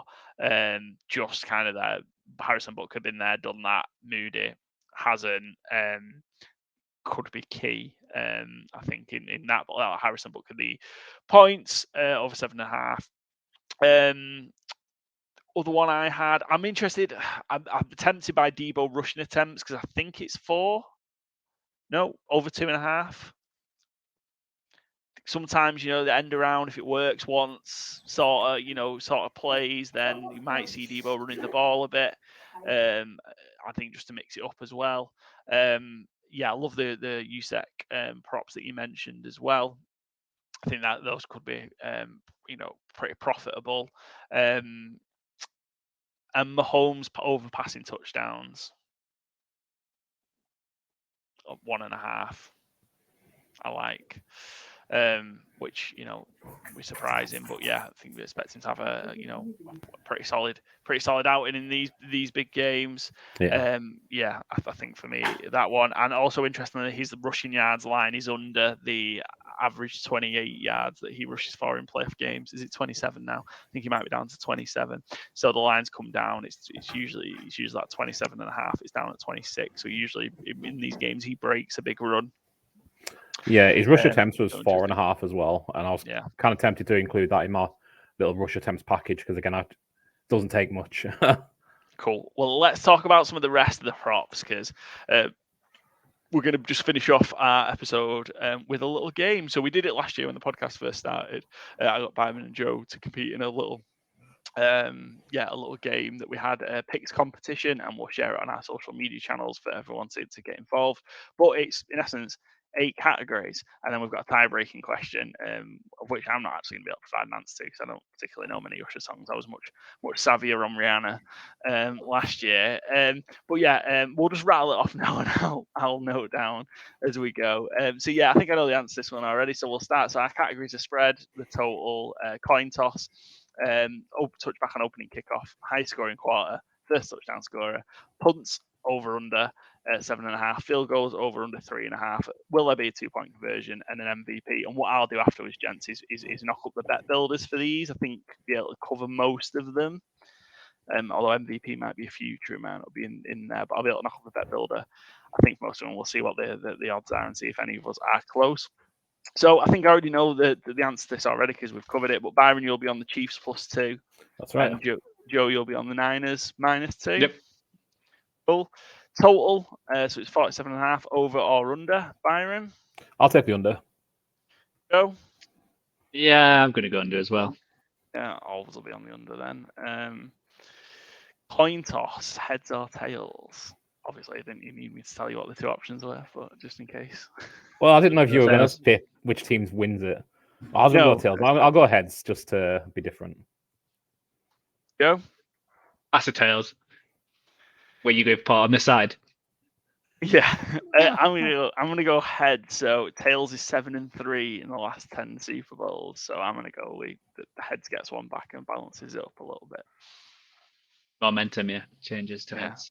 Yeah, the momentum changes to heads. Before that run, the heads was 5 years in a row. Anyway, touchback on opening kickoff. Yay or nay? Byron? Yeah. I went no last year and it's foolish. It's always a touchback, isn't it? I was going to say yes, but I'm curious if Tony's back there, if he's just going to be like, I'm going for it. I'm going to show everyone wrong. But I'll go yes, because with the rules changes and everything, it's it's normally yes. And I think Buckner's got big legs, so. Yeah, I was I'm fist gonna go- pumping, thinking you meant yes, it was being brought out, and I don't know why, because the question wasn't is it being brought out, yes or no. I don't know how I misunderstood that. I'm gonna go touchback as well. High scoring quarter, Byron.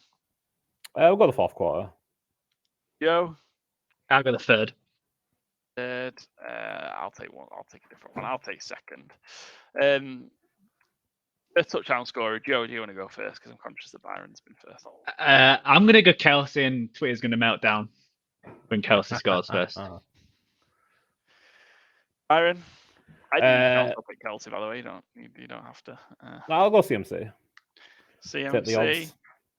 I'm gonna go. I'll go Debo. I'm gonna go Debo first touchdown scorer.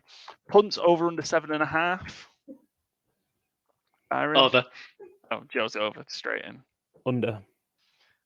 I'm gonna go under as well. Oh, that doesn't play with my. Tempted with a push. Does it? Yeah. If there's a fake punt, is that a half?